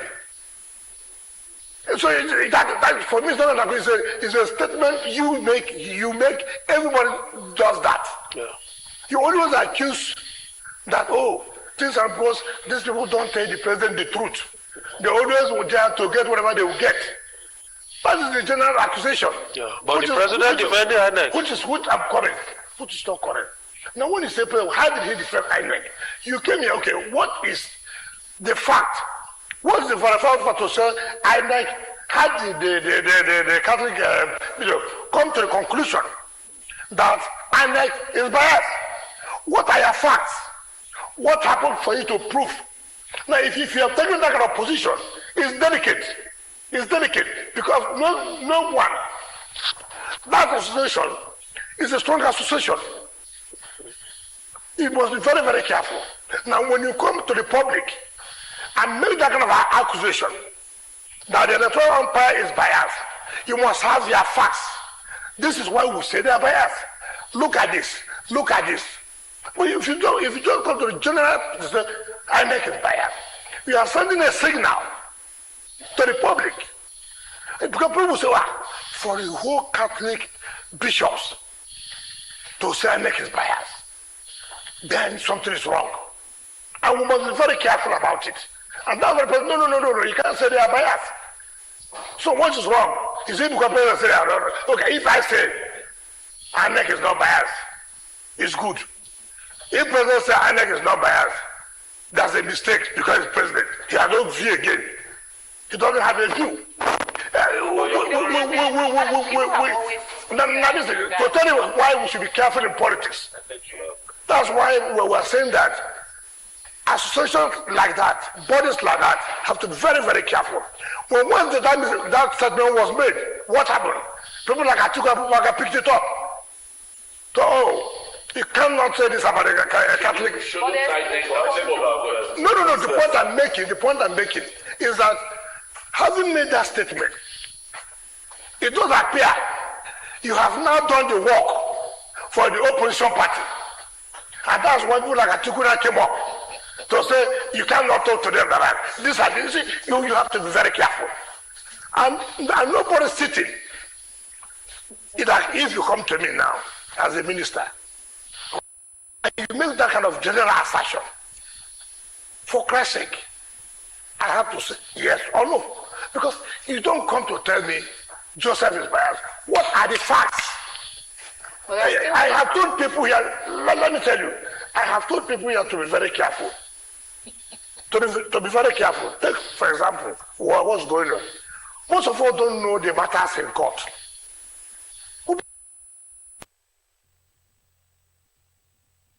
We don't know what has been presented. When the party loses, the party carries propaganda without telling the public the truth of the matter, what the matter is or was, as the case may be. Then you have the impression, the judiciary have been used. And we must try to be very, very careful about that. So, we want to be careful about from it. the presidential meeting. Honorable Minister, Yes. like one of the founding fathers Yes. of the party, you are now the overall leader, I would say. Yes. Chief Bode George Yes. has times without number accused Wiki of using the judiciary. That you even hosted the chief judge of the Federal High Court. And where he was asking that they don't have this, they don't have that. Where he was asking that they don't have housing, they don't have this. And the question is it the duties? First, you're going to respond to Chief Bode George calling the people. You have already said it. I watched it on Arise. Yes. Okay, let me. I just want to add one more leg to it. And is it in the position of the FCT to provide accommodation for federal judges? Okay. Now, let me just start with the other one. Very good. You say Bode George is one of the founding fathers. He founded something he could not maintain in Lagos. The founding father of PDP since 1999.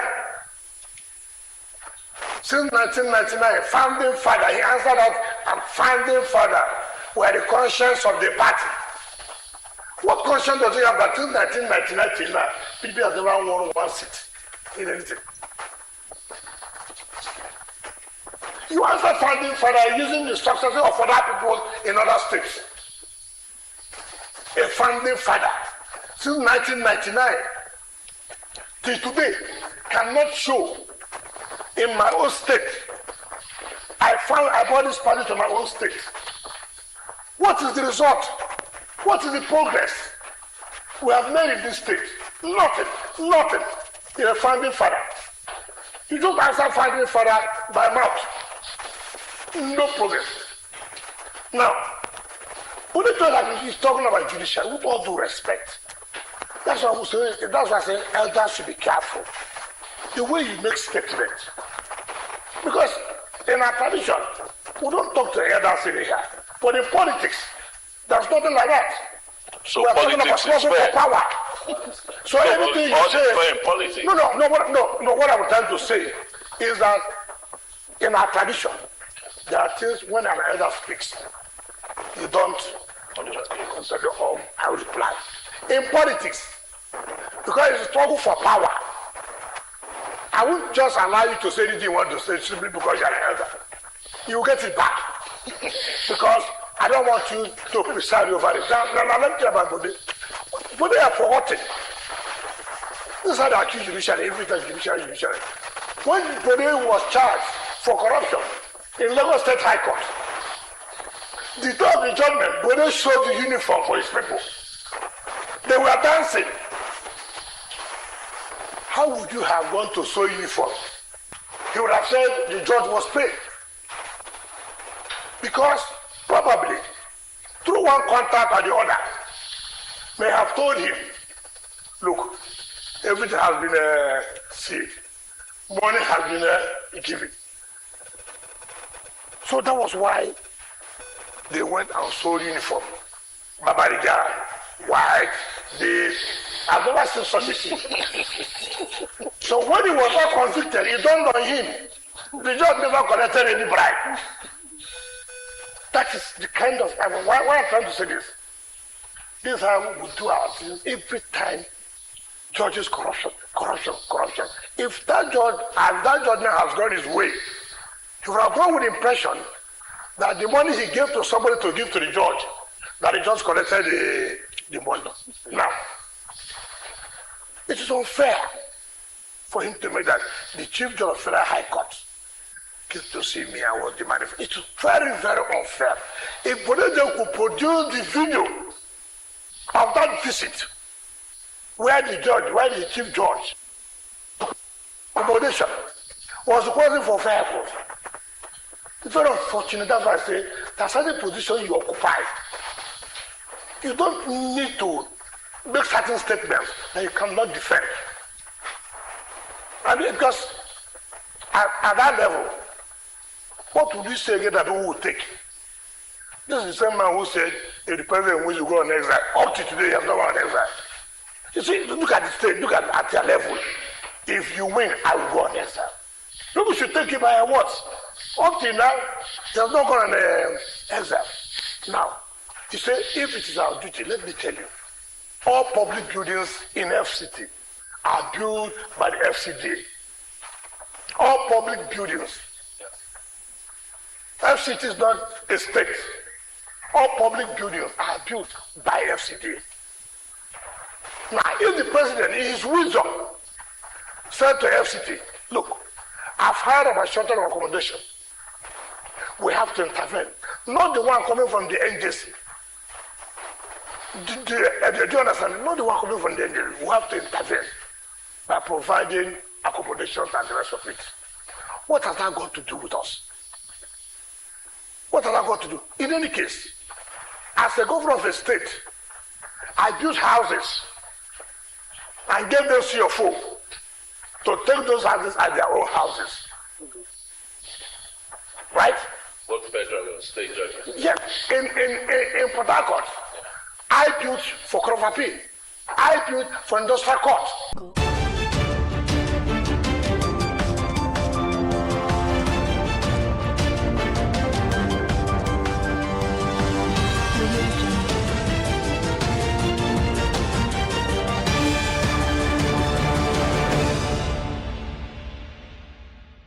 Hello, welcome to Biscon TV News. I am Jones Hussein. First, the headline stories. State Police. Presidency closes public submissions today. Army moves to begin operations at 4 new divisions. In business, EFCC recovers 115 billion naira, $84 million NDDC levy from oil firms. The foreign scene, major Russian grain export terminals hit in Ukraine Black Sea port attack. And in sports, Messi returns after father's death as Inter Miami exit League's Cup. Now the news in detail. The presidency has announced that public submissions on the proposed national policing bill, which seeks to pave the way for state police, will close by 5 p.m. today, Thursday, August 13, 2026. Chief of Staff to the President and Chairman of the Presidential Working Group on the bill, Femi Gbajabiamila, said Nigerians are being encouraged to submit their views, particularly on preventing political interference, addressing police misconduct, ensuring effective oversight, and improving intelligence sharing between federal and state police services. But Gbajabiamila stressed that state police remains a proposal, as the required constitutional amendment is yet to be completed. Elsewhere, we can tell you that the Nigerian Army is set to begin operations at 4 newly created divisions in Benue, Kwara, Taraba, and Edo states, following President Bola Tinubu's approval to expand the Army from 8 to 12 divisions. The restructuring is aimed at decentralizing command, improving response times, and strengthening military operations against banditry, kidnapping, terrorism, and communal clashes. The expansion will also be supported by the planned recruitment of 28,000 additional personnel, alongside improved logistics, equipment, and welfare for troops. In Kwara, a new battalion has already been deployed to Umuaran, with another planned for the Patigi axis. In Benue, the proposed 5 division is expected to be headquartered in Makurdi, while arrangements are underway for The new 10th division in Taraba with permanent barracks under construction in Jalingo. The Independent National Electoral Commission, INEC, has added the Social Democratic Party's governorship candidate, Dr. Olubenga Ajala, and his running mate, Fashike Oladipo, to the ballot for Saturday's Osun State governorship election. The decision follows a July 22, 2026 Federal High Court judgment directing the Commission to recognize and publish Ajala's candidacy. INEC has consequently reproduced the ballot papers and result sheets, increasing the number of political parties contesting the election to 15. The exercise is expected to take place at the Central Bank of Nigeria premises in Oshogbo. Ajala acknowledged that his late inclusion gives the SDP limited time to campaign, but expressed confidence that the party can still win the election. A quick break here for business news.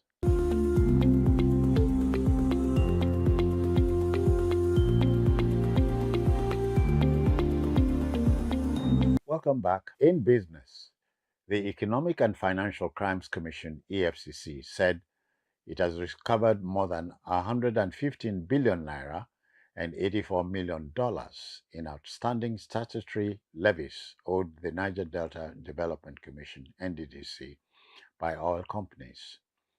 The disclosure was made before the Senate Public Accounts Committee during its investigation into issues raised in the 2021 to 2023 90 oil and gas industry audit reports. The EFCC said it investigated 43 oil companies, with 24 of them found to have outstanding liabilities arising from the 3% levy payable to the NDDC. Meanwhile, the Senate committee has summoned the managing directors of Total Energies EP Nigeria, South Atlantic Petroleum, Wando Oil, Fanfa Oil and Green Energy International to personally respond to queries arising from the 90 audit. A quick break now to bring you foreign news.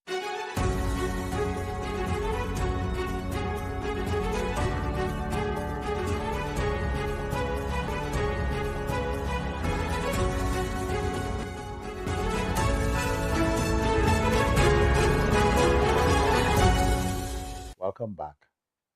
On the foreign scene, Ukraine has launched what President Volodymyr Zelensky described as a unique operation involving missiles, aircraft, and naval drones against Russia's Black Sea port of Novorossiysk. The overnight attack reportedly killed 3 people, including an 8-year-old child, and injured 24 others, while Ukrainian forces said 4 Russian warships were hit. 2 major grain export terminals were also damaged, forcing Russian authorities to consider redirecting cargo through Baltic and Caspian seaports and land routes. The attack has raised fresh concerns over global grain supplies, as Russia and Ukraine are major exporters to markets across Africa, the Middle East, and Asia. A quick break now for sports news.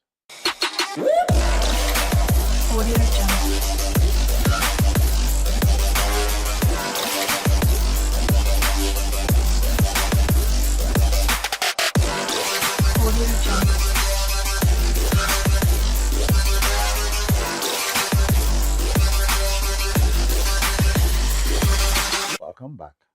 In sports, Lionel Messi made an emotional return to Inter Miami on Wednesday, just days after the death of his father, Jorge Messi. The Argentine captain came on at halftime to a standing ovation, but could not prevent Miami from suffering a 3-2 defeat to Mexico's León, ending their League Cup campaign in the opening phase. Miami had taken an early lead before León fought back with 2 goals from Daniel Arilla. Messi had traveled to Argentina for his father's funeral and returned to Florida on Tuesday night. In an emotional tribute, The 39-year-old said he was unsure whether he would continue playing football for much longer following his father's death. The defeat marked Inter Miami's first elimination in the opening phase of the League's Cup since the competition was expanded in 2023. A final break now for entertainment news.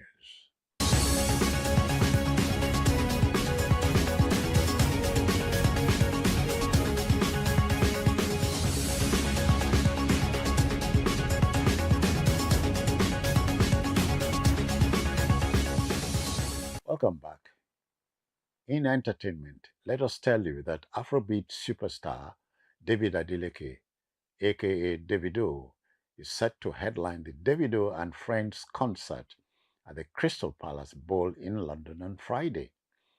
The performance comes just a day before the Osun State governorship election, where his uncle, Governor Ademola Adeleke, is seeking re-election.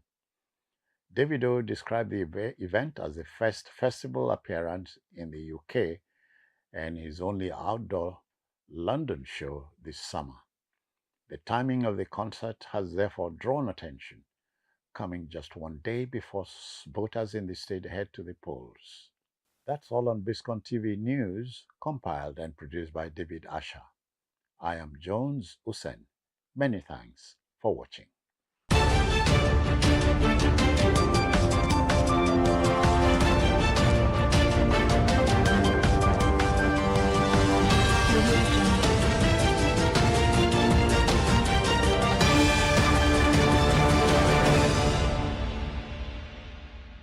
I bid for industrial court. I bid for federal high court. Yeah, the argument is that blurs the line that should ordinarily be there between the three arms of government to maintain their independence. That's not correct. You see, that is the problem. I assume, for example, if you say so, and there's a problem about contracts, execution, who will preside over it? Same judges. But that's not even the point. What has that to do with intervention? But the point of being, having done that, the fact that they see you as your benefactor no, may not make them fair. Well, let me tell you now. As I left River State, all this crisis that came up, is anyone that they gave judgment in my favor in River State? Not one. What do we have to think that you do something, something that is it your personal? Look, even that one is personal. This one is not even personal. The one in River State was given and 3 or 4. Take. This was built and allocated to Federal High Court, to Court of Appeal. So it's a public building? It's a public building. Let's talk about something that's in your favor now. INEC published a list of candidates, and we're saying the names of some of the candidates aligned with the Wike-backed PDP now on the INEC portal. But the Turaki faction, they're still they're not backing down. Honorable Minister, I have said they're not backing down. They are still promoting their presidential candidates. I have said before. Part of our problem is you. What I mean you. Okay, let me tell you. Why is the media always a whipping boy? No, let me tell you. Yeah. You see, you work according to rule of law. You don't work on based on what I say, what I think. It's not about what I think. What as it is now, what does the law allow? You know this matter has gone to court, has gone to Supreme Court. Right? And then let's look. From Federal High Court to Court of Appeal to Supreme Court, this is the judgment. Therefore, we are bound by this. The Amara Convention you did in Ibadan was nullified down to Supreme Court. Now, you went to the Federal High Court in Ibadan again to say that the Federal High Court should accept their own people as the true officers of the party. You went to Federal High Court in Ibadan. Federal High Court said, no, we cannot do that. The convention you heard had been set aside, is nullified. You cannot. I hold that these people who are the, what do you call it, the caretaker committee should be presented before the convention is held. Convention was held in Abuja. Officers were elected. INEC was there. You again went to a court of appeal. Appeal against that same judgment, you went to Federal High Court. You lost again. Now, you came back. So the court said there was no officers of the party. Therefore, we as conscience of the party, we have set up category committee. Who is the category committee? Set up the same people who went to court that they should be the officers of the party. He said it's correct. And they said, we have not pointed to that. This is what to know. The court has said.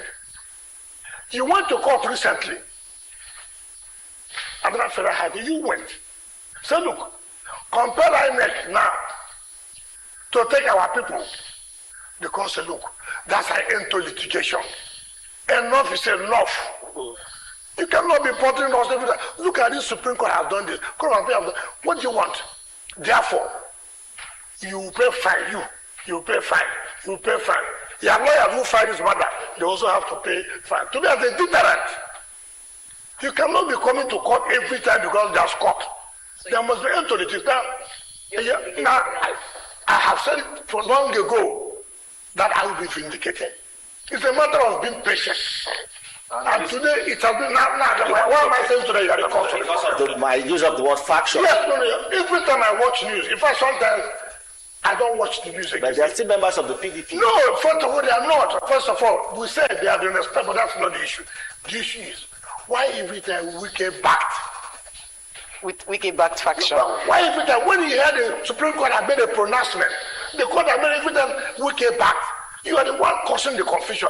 Well, as it is today. That factual. You are with these people. What? No. You are a member of the PDP still. No. You are the national leader. The point I'm saying, when you say backed, it means that you are not recognizing anyone. That's what you are saying. Who is the leader of the PDP? No, I'm the national leader. That is it. But when you don't say backed, what do you say? No.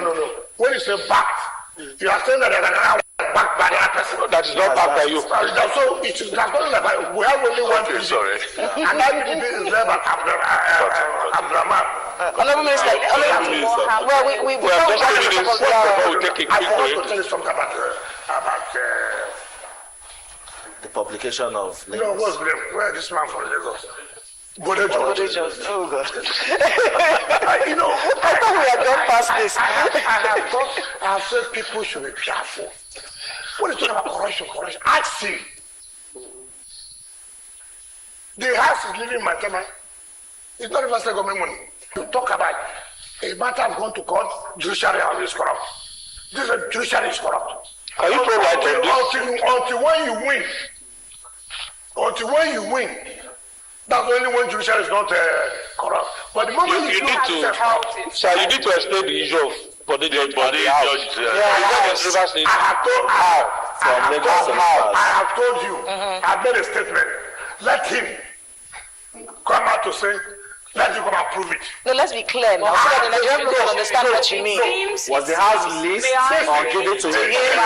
Listen, I have said so. Whatever you want, he has had it. Okay. I said so. When you say corruption. No, but the judiciary itself, somebody who knows the law yourself, the judiciary, how they handle in terms of standing up for themselves, because they keep giving judgments that sometimes seems conflicting. Oh, so that's again, we're all human.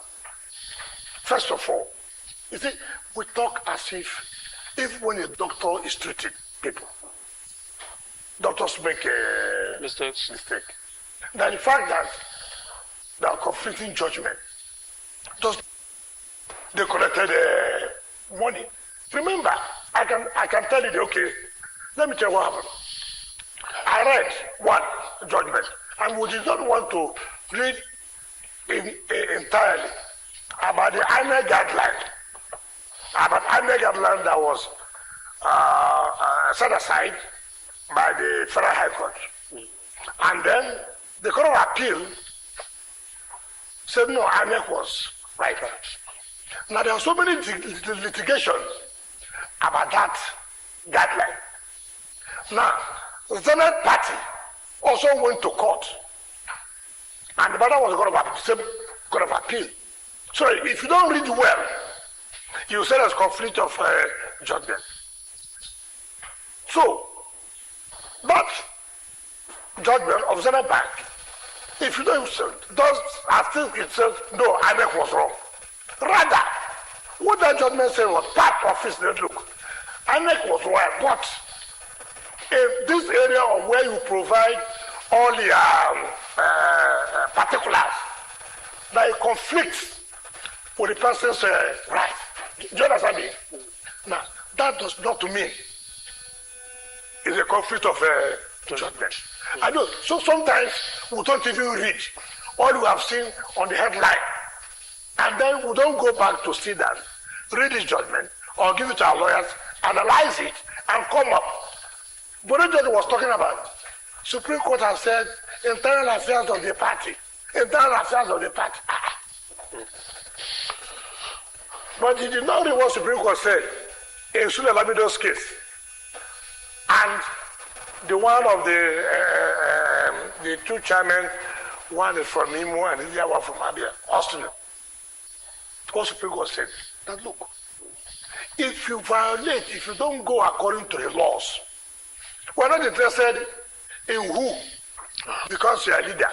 All we're interested is if you're in violation of your constitution, if you're in violation of the Electoral Act, if you're in violation of the extant laws of the country, we cannot shut our eyes and say it's internal affairs of the party. So anything that happens that you see, laymen like Borejan was a military. I agree. This is not military. All right. This is politics. Okay. And so you must know that it's not military. Okay, sir. We need to go on a quick break to allow the stations to discharge some obligations. We'll go on a quick break for about 2 minutes, and when we come back, we'll just round up quickly on politics and then come back to FCT issues, because like I said, members of residents of the city on some areas that affect them. So that will be after we come back from this program. And beyond.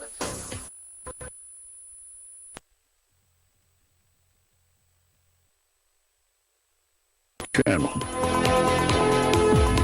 Arise News, awards, and beyond.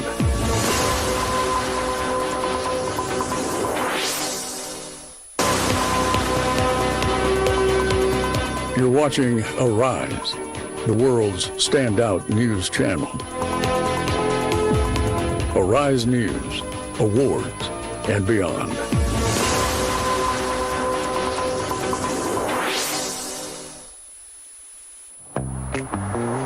Where are we going express?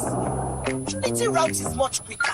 Auntie BB, look, it's here. I beg you, what do they know? Let me call Tommy. There's no signal. No signal. Auntie, no glow, no go. Hi, Mommy. Hey, baby. We're on our way. We're coming. Where's Auntie BB? This Christmas phone you gave, useless. It is not the phone, Auntie. Look, Auntie, it's a sign. When can we stop? I need snacks. Glow says snacks is 5 minutes ahead. Okay.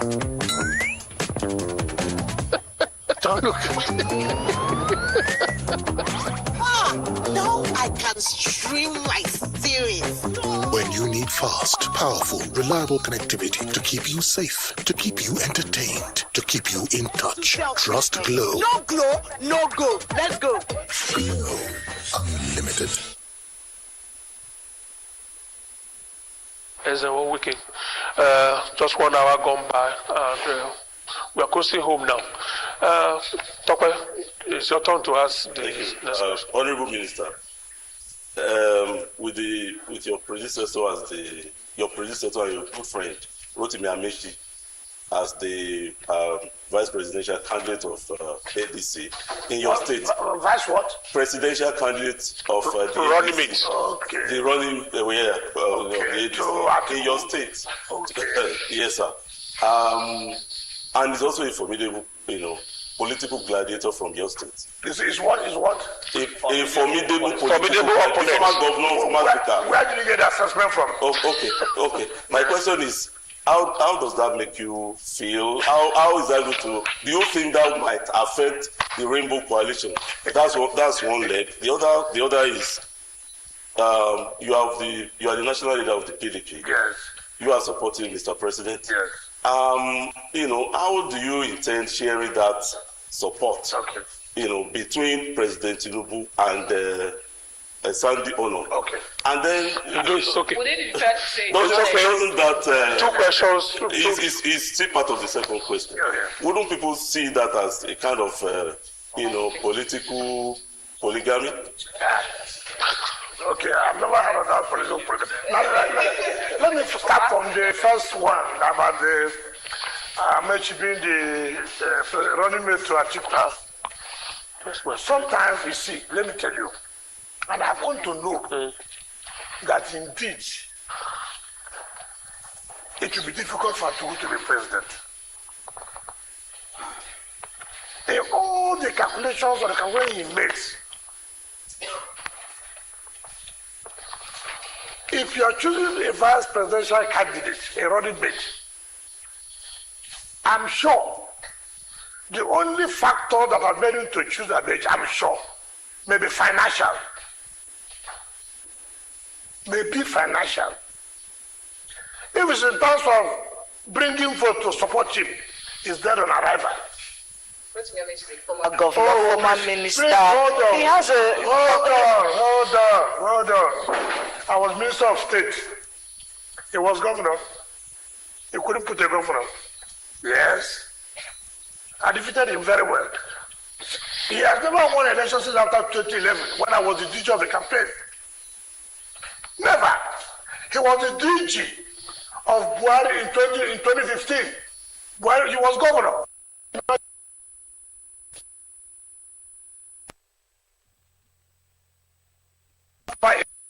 Why did not get 25%? He supported Atiku 2023. Atiku did not get 15%. Now, let me tell you, where is an asset? To Rivers State and South. The mere fact that you're a former governor makes you an asset. You must be a former governor that still have the following, the followers. You must say, what are you a minister? What do you bring on table to the people of your state? What do you bring? As a minister, what did your government then do that you can say that impacted life of Rivers people? You must say so. So it's not about, I was a former this, I was a former that. Now let me tell you, in the South, which state will it have impact? Remember, and that's why we say, the way we are, Nigerians will forget. This was the same man just 1 month ago who said the ADC primary is now irregularity, corruption. How can we talk about removing a government that was saying that rig election and then we're rigging an election? The same man that is benefiting from the corruption, from the irregularities of the same system. And we don't talk, and that's one thing. Anytime you see, when we also, you buy in, so that becomes an asset. A man who said this, that this thing is corrupt, that there's irregularities, it didn't go well. At the same time now, he has accepted to be part of that irregularity. 2, when Jonathan was president, from the South Side, wanted to run for second term, Amechi came out on national television and said he kicked him out not to be second. Now, a South-South person wanting to go for second term, you were proud, he kicked him out. Now, South-South will be happy. He used to be vice president.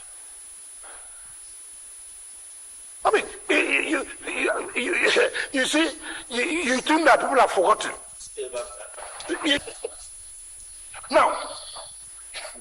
Now, look at Tinubu. If for nothing in Rivers, that we can today no longer by sea, by road to go to Bonny.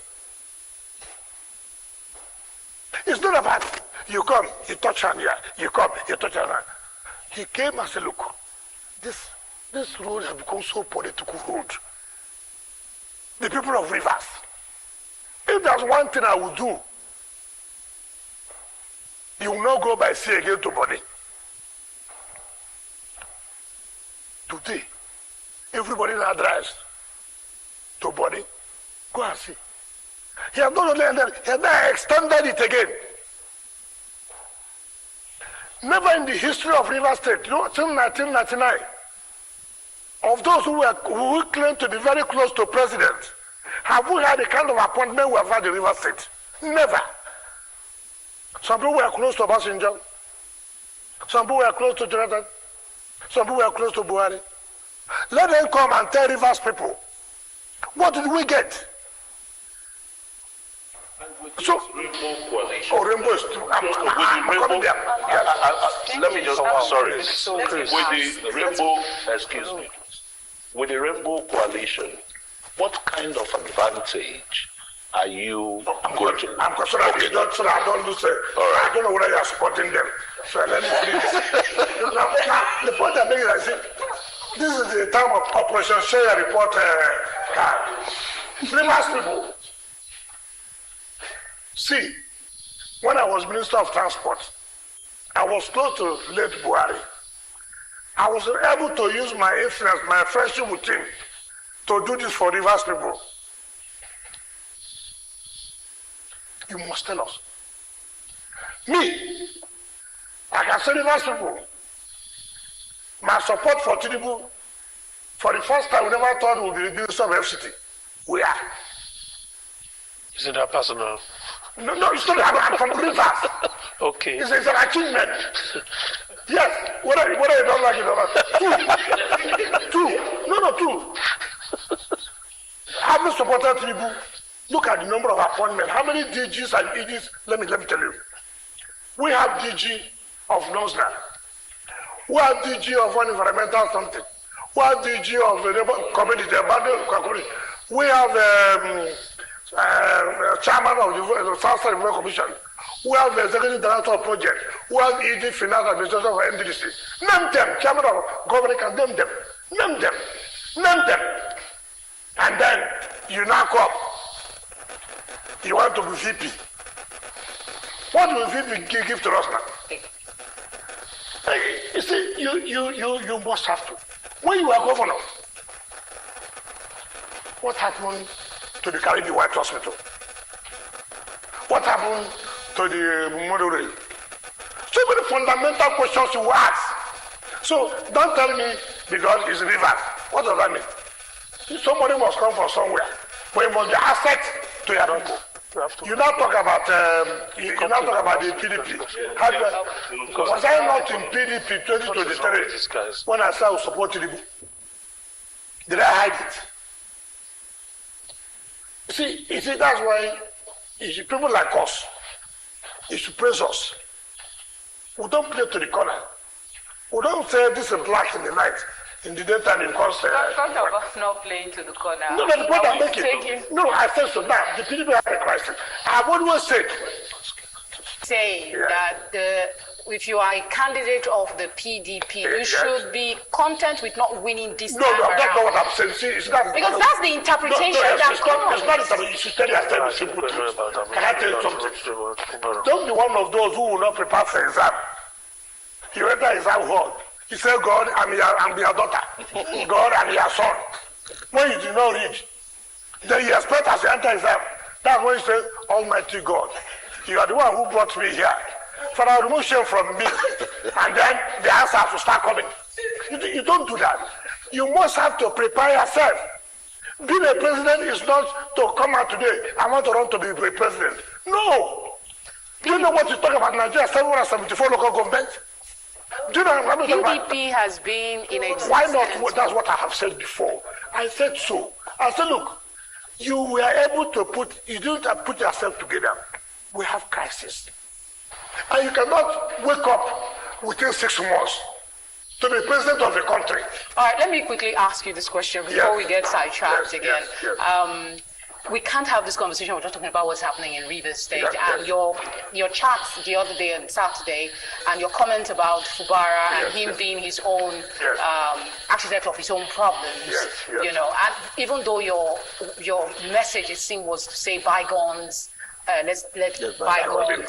The interpretation there seems very different. A lot of persons are saying this is just a confirmation that you are in charge of things happening in Rivers State. Would you like to clarify what you meant? We don't like the truth. Tell yourself. I didn't say I'm happy. All I said, he wouldn't have been in that position if he did not, walk away from the group. But you called him the biggest loser. What did I say? He wouldn't have been in that position. First of all, let me tell you why. I was the one who laid foundation that look. I flagged off the ring road.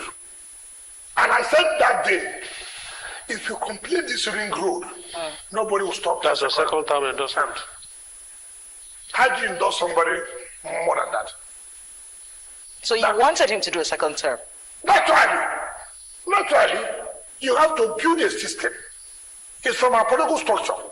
What I don't like people talk here, every time they say, Godfather, who talks about God? There's nowhere in this world, whether in Republican, whether in the Democratic Party, you have groups. Trump had his own group to make sure they take over the Republican Party. Every group will have its own leader. That does not make you a godfather. Every group will have its own leader. So look, we are pursuing this to take over the mantle of leadership. And when that happens, and you succeed, and then you say, look, don't delay. I came as governor. I had crisis. When I came as governor, there was nothing. There was not even pillowcase in government house. But when I was living as governor, in fact, when I came, I had to borrow a vehicle from the former governor of Ondo, Mimiko. This parade vehicle. Nobody kept feeling well. I didn't have one vehicle. But before I left as governor, I packed up from government house 1.5 years. I didn't know federal government. I bought vehicles both for the governor, both for the deputy governor, both for the wife of the governor. I did that. I did not say, somebody has, nobody prepared me. But somebody had laid foundation. Look, this is where I stopped. If we continue this way, our dream is to be able to compete with Lagos. What is wrong with that? Now, I'm coming. And somebody comes, and that's why you have to be careful. Those who didn't want you to be governor now became your friends. Obviously, they will destroy you. Thinking that coming closer to you is to fight us. And at the end of the fight, I have not lost anything. What have I lost? Not that what I'm making. What have I lost? No. But you have lost. Because your intention was to go for second term. It's not correct. And you are not going. If those of us, that's why we feel so bad. So you love him? If I don't love him, why would I put him, why would I support him? That's the point I'm making. So that's why I say, look, of all these things now, who have lost, ordinarily, you wouldn't have put yourself in this position. And let me tell you, there was a thought. All I agree. So look, can we allow bygone to be bygone? But something fundamental came up in politics. We all met. They said, look, if we allow this now, there are those who are here who want to see that we are no longer politically relevant. What do we do? Two, there are external forces who want to hijack. You don't allow them to hijack River State. There are those who see River State as a cash cow. I can tell you so many things happened. There are people, even some senior advocates of Nigeria, who you will never believe in this world, can play that kind of role, who are virtually living with us in government. Virtually living with us in government. When this thing happened, they were so bitter. This so young man would never believe this boy is a betrayer. Do you know what happened? Overnight, somersaulted. Started giving the governor wrong advice. Don't worry, the law says this. The law didn't say this. They were sending them aircraft. Then they relaxed in the jet. Put their level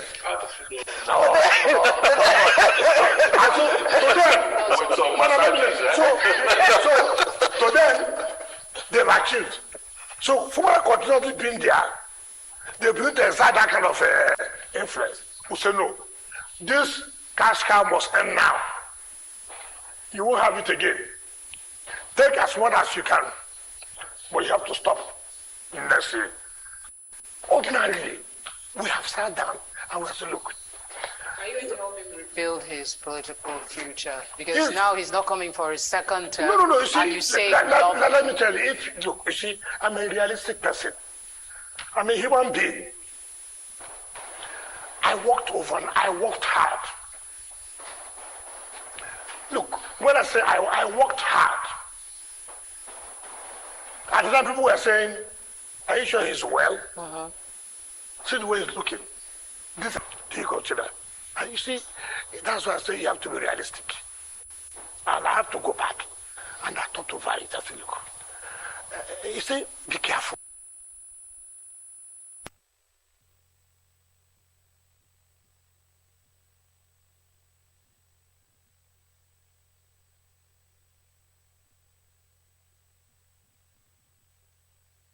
A few that have this structure is gone. The vampire will not eat you well. And who digs his grave? As you are now, are you going to dig a grave? You can't dig a grave. But don't you think he's remorseful now? Because the last statement he made was even warning people around him not to set him up against you. I tell you what we have done. He made that statement, even though he didn't speak to me, but no problem. We have set up a committee led by Senator Magnus Abi.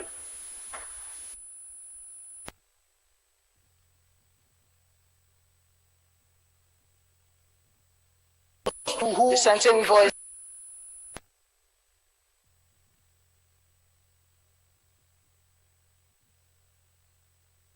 I said here, led by Senator Magnus Abi. Who are you picking as? as? To do the committee. Yes. To go and I got a text from Senator Magnus this morning that they have met the governor. Okay. And the governor has given them date within the week, so time to come. So for us, it's progress. It is progress that we are making for the interest of the state. Now you talk about the Rainbow Coalition. Let me tell you something. Before now, you were hearing rivers of blood. I'm sure you were happy. No. No. If you are not happy, you are supporting the Rainbow Coalition. Before now, you will be seeing now this election coming. PDP, APC will be fighting. Those are the two major political parties. Don't forget any other one now. Forget. Anybody can say anything you want to say, but when the time reaches. Who is the coalition picking as its candidates? You don't worry, you will see what I'm saying. Now, people, let me tell you, people wanted to. There are some external forces, like some governors. You see, in politics, you must keep your ear to the ground. In politics, you must also be smart. What happened? If we had concentrated only in PDP, we would be having a battle with the APC. And the APC is the ruling party at the national level. Also the ruling party at the state level. So what would you do? Let's be part of it. Let's be part of it. Now, what we have is a situation where Labour Party, PDP, APC, AA, all together. We have have governorship candidates of all this. We have state assemblies and national assembly of all this. And we tell ourselves the simple truth. Candidate B appears to have, that look appears to be brighter, more presentable. So we will choose candidate B in social party. This way you now know politicians who are on the ground. It is not an easy thing to do. In National Assembly, APC can win all. PDP can win all. But everybody still has been together. If APC wins in this side, PDP wins in this side, we are all together. For the interest of our state. If the governorship candidate we are going to pick at the end of the day wins, he's not to be seen as APC, not to be seen as PDP. He's to be seen as a member of the coalition. But he will become from his party, though. He will still be a member of his party. Yes, it doesn't matter, but we are working for the interest of someone who have that kind of violence any longer. Everybody is now integrated. All we have all agreed for one thing is that we are going to support plan people. That is taken. But we will take care, we will take it so that it becomes all inclusive. All inclusive. And it is working like Wi-Fi. People now know that, look, you see, everything is about leadership. Everything is about leadership. So when I hear people, or when I watch people talk on, I watch, you say you are right. I was watching. News Central. No, I'm questioning. You are right. Yeah, it was with my colleagues, yeah, that you watched that. I don't know. That's one boy said I didn't collabo coalition. You see, what you don't know in politics. I've been in this politics since 1999. I've never gone out. So nobody can teach me or tell me how to go, how to navigate it. What's important is the relevance of your people. It's not about what you in our eyes is talking. What I'm interested in, the interest of my people. I just want to follow up with your thoughts because you're sounding like this strategizing after the tenure of this current APC, if they win the election in 2027, when they are done, then the PDP will come back and arise again. Will the APC allow that happen? That's not me. I'm not APC. What I'm trying to say. I'm not APC. That's why it don't work. The point I'm making is that for me, the relevance for me today is my people. It's River State. If River State is relevant, I'm happy. Relevant, not relevant that you are calling the name River State. Relevant in terms of projects are coming. Relevant in terms that the people are part of the government. That's my own interest. That's what, look, I was chairman in 1999. I was chairman again in 2004 when there was a break of this company, whether local government is to be or not. Related to that. I became the deputy national president of Algon. I became the president of Algon. Right? So I've been in the system. I represent Africa in the Commonwealth of local government. I became chief of staff. I went to become Minister of State, the first permanent minister. Defeated the Kumpia governor there who wanted to oppose the governor. Came back. Fought the APC government in 2019. Do you know what's called a federal might? Some people talk about federal might, they don't talk. They've not seen federal might. That's why I'm laughing at people. I saw federal might. No federal might with military. Look, that time, I used to come with battalions. I've never seen a president move like that with battalions. But the minister came with a battalion as if there had been war in River State. And to the glory of God, we survived it. We fought back. if anybody is counting rivers, go now and cancel it. The only person that can count rivers is Aswaju Bola Ahmed Tinubu. I'm not talking because I'm talking as a political realist. I'm talking because my people know. You see, the point is what you should ask.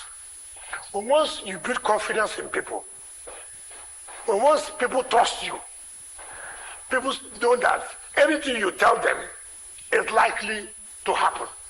And you don't go to government without carrying people along. Nobody can say to you as a minister of FCT, even as a minister of FCT, that Rivers people don't feel the impact. No, certainly not. Yes. To end the show, and we need you to reconnect back with the people of the FCT. I'm sure some of you have been getting questions from contacts. Let me fire the first two because they are related. It will seem as if the problem in the River Park Estate is not over. We understand that the developer, Paulo or something like that, Paulo Odili, is back. Yeah, is back. Trying to assert the rights that the people believe it doesn't have. And I'm sure the minister set up a panel at some point. What are you doing to bring lasting solution on this issue of River Park Estate? And then the other side of it, still in that area, is Sabon Lugbe or something like that, where some demolitions took place some time back. And the people said they got their allocation from the area council. So is there a problem between the area council allottees and the FCT? If so, how are the people whose properties were demolished? There are people who claim that as many as 200 houses were demolished in an estate. How are you going to resolve the matter? What do they need to do to regularize their ownership of okay, let me take for the last one. You know, I've always said this, Nigerians if they would not like to say the truth, they do. No area council can allocate land to you. Supreme Court judgment said it. All land in FCT belongs to FCT. But what you have done was that, look, okay, if they have done that, come and regularize it. So we'll be able to issue you certificate of occupancy. Of course, they know. They advertise. You see, it takes us difficult. We don't like to follow rules. We don't like to follow rules. All we want is, okay, you can go ahead. We are forgiving you. Forgiving what? Go and regularize and pay the necessary fee. Then we'll issue CFO. The land does not belong to you. You can't go and build something you don't have. So that is the issue. So people should go and regularize. And it is there, the processes are there. We have been signing, if I've not signed on those area council land, I've signed over 5,000 or 6,000. I have, so people should go and do that. Okay. Talk about River Park. You know, if you ask us, what's the problem with River Park? First of all, government has made a mistake. Our government continues to make a mistake. People sit down and defraud the government staff. If you look at the memorandum of understanding, we don't have anything to do with Polo Homes. There's one company called Jonathan something. And Jonathan went and brought Polo Homes as their own partner. We are not aware.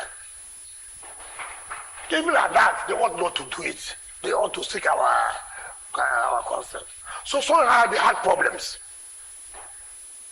And by their problem, even the leases are expired.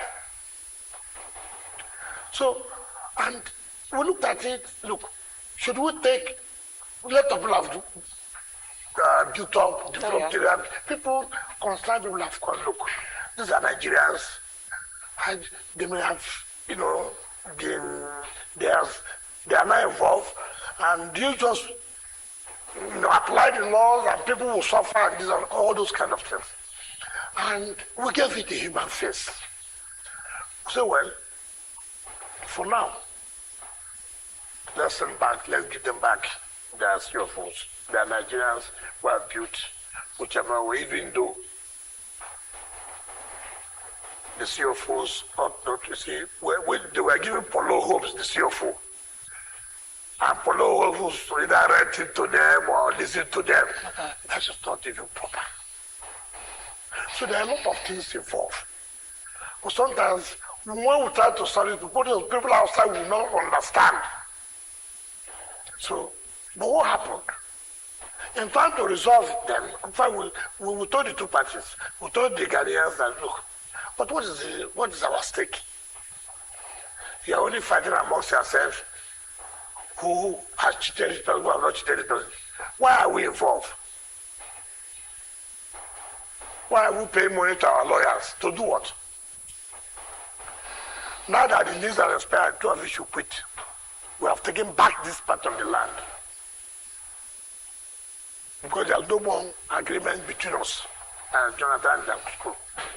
So this part of land remaining is not government land. The other one that have been built up. Let it go. Prime Minister, so one of the questions that... Oh, okay. So, before we did it, the other party has gone to arbitration. Okay. It's okay. Until free from arbitration. That's where we... That's where we are. What's about Polo can't touch out. That I've seen that things are going on very well. Cities were progressing. So have you forgotten our own? Nobody will be forgotten. But we can't take all at the same time. Having last thing what we have done obviously means that we'll touch other areas. You can't believe that before the election, the number of projects will roll out. The election is January, isn't it? So more commissionings before the elections. Of course, it's natural in us. It's natural in us. Just one more district that has been long forgotten. I'm sure that should be on your plan because a lot of infrastructural development has gone in. I'm talking of Kagini 4, 1, 2, 3, 4. And recently we heard that the contract has been revived. I know you're interested. Be patient. Be patient.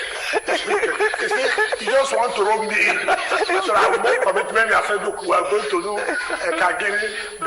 Quite well in the past about the security situation in Abuja. That a lot has been done about that. But there are still reports of pockets of insecurity in Abuja. What are you doing about that? And then some people are sending complaints about cows, cattle grazing, even near the airport and all that. What are you doing about it? I will talk about cows, that's national security. I would tell NSA, tell DGS, tell all of them to sit down and know how they would do about I've said it severally. Yeah. I've said it severally. You know. You know. Anyway, let's leave it there. See, it's not as if we don't have the capacity to. We have to be very, very careful. You are talking about it. You see, when is the pockets of insecurity? Where in this world? Including one chance. Where in this world? You say everywhere is safe. Where? Israel, look at the place. America, look at the place. Even fires are insecurity now. In France, in Spain. You see, but give us that kudo. That whether you like it or not, we have been able to take head on the issue of insecurity. I went to Kukwama. No, I went to Kukwama one day. What I saw. So I called Security Council meeting.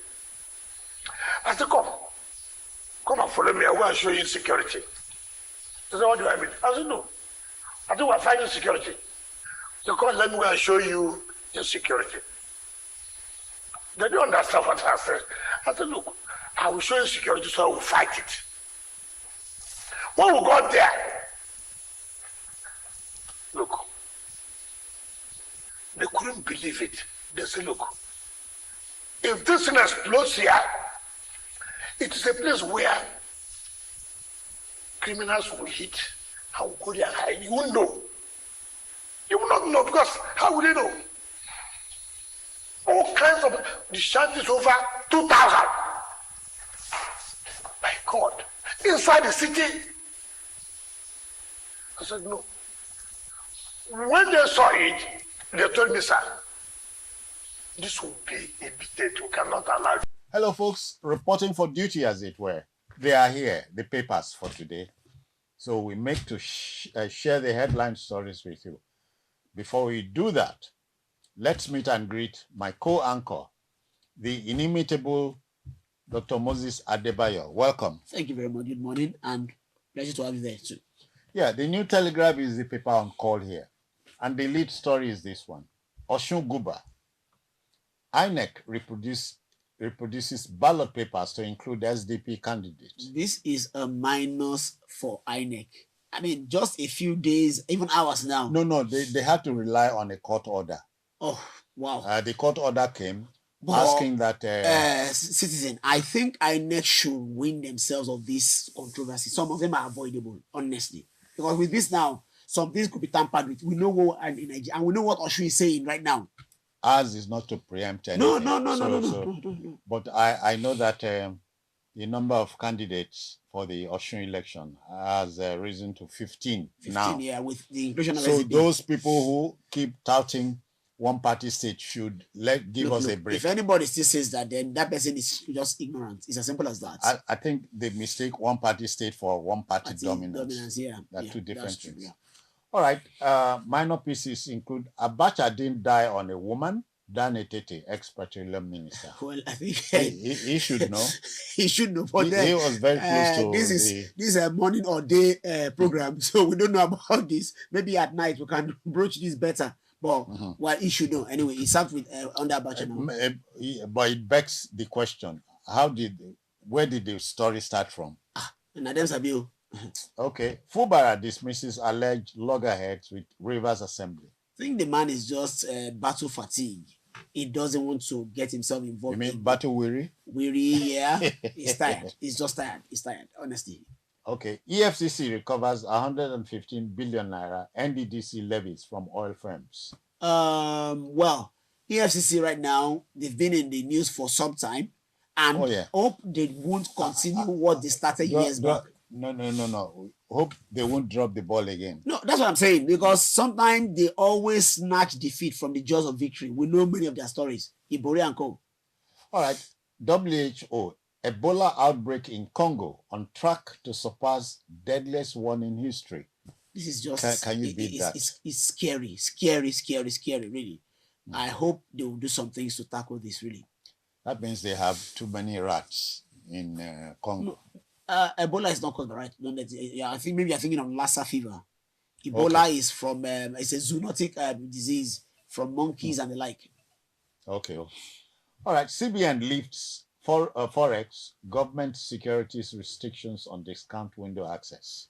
The fact that the naira is just stable, let me just put it that way, stable. I say that grudgingly is the reason we have headlines like this. At least in the past, going to a year now, the naira has vacillated between 1,003 and 1,000. Unlike before, it was just a free for all. But now this is why we have such a headline like this. OPEC, Nigeria's oil production falls by 50,000 barrels per day to 1.505 million barrels.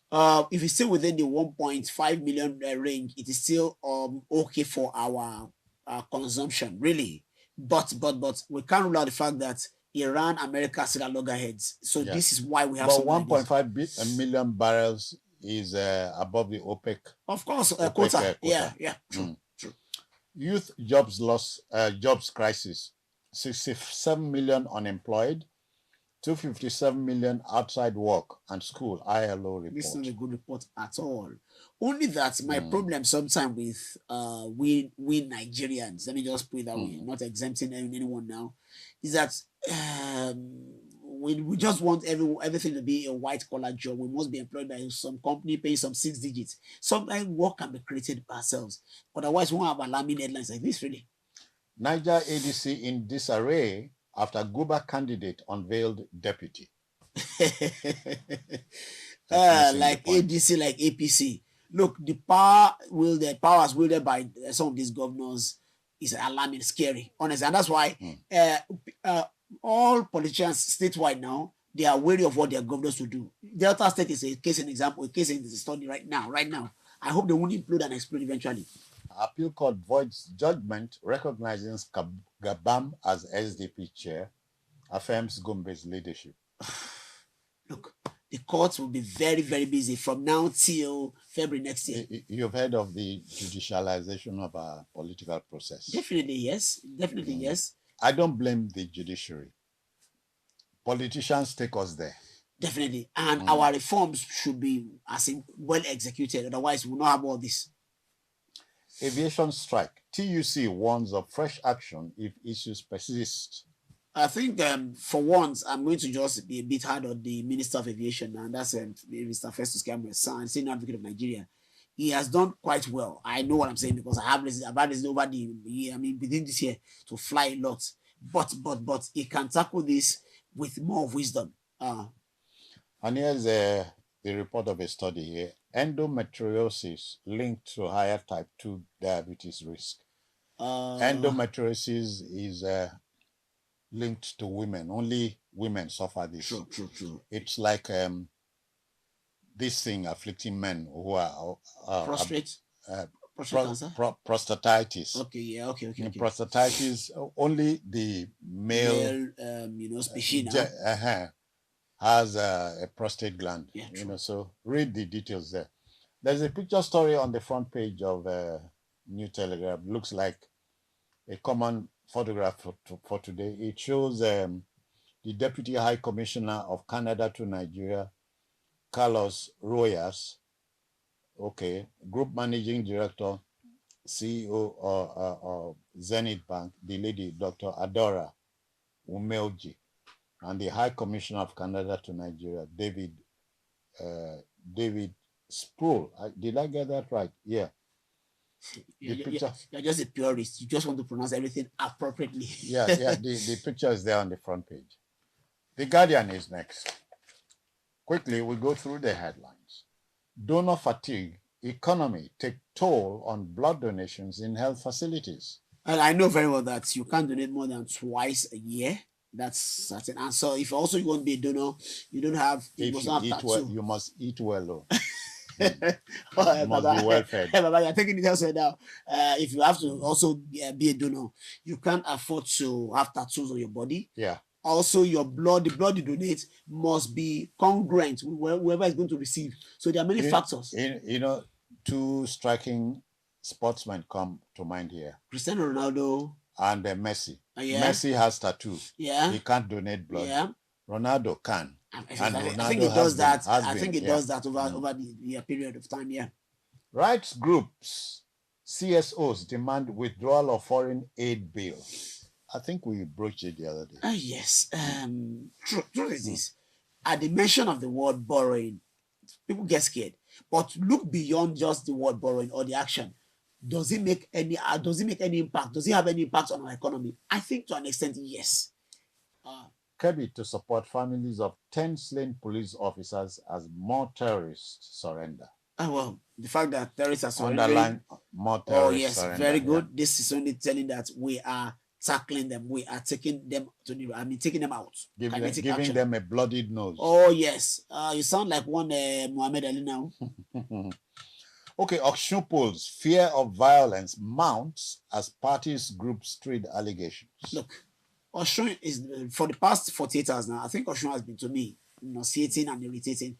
Let me see, what is it now? Is it more than this being the governor? What is it? Yeah. Reckless statements, flippant attitude everywhere. As a matter of fact, you remember that Davido has jumped into the fray. It's just everyone, all the actors, political actors there, whether they're in power or indirectly, they have just been behaving abnormally. It's a shame, really.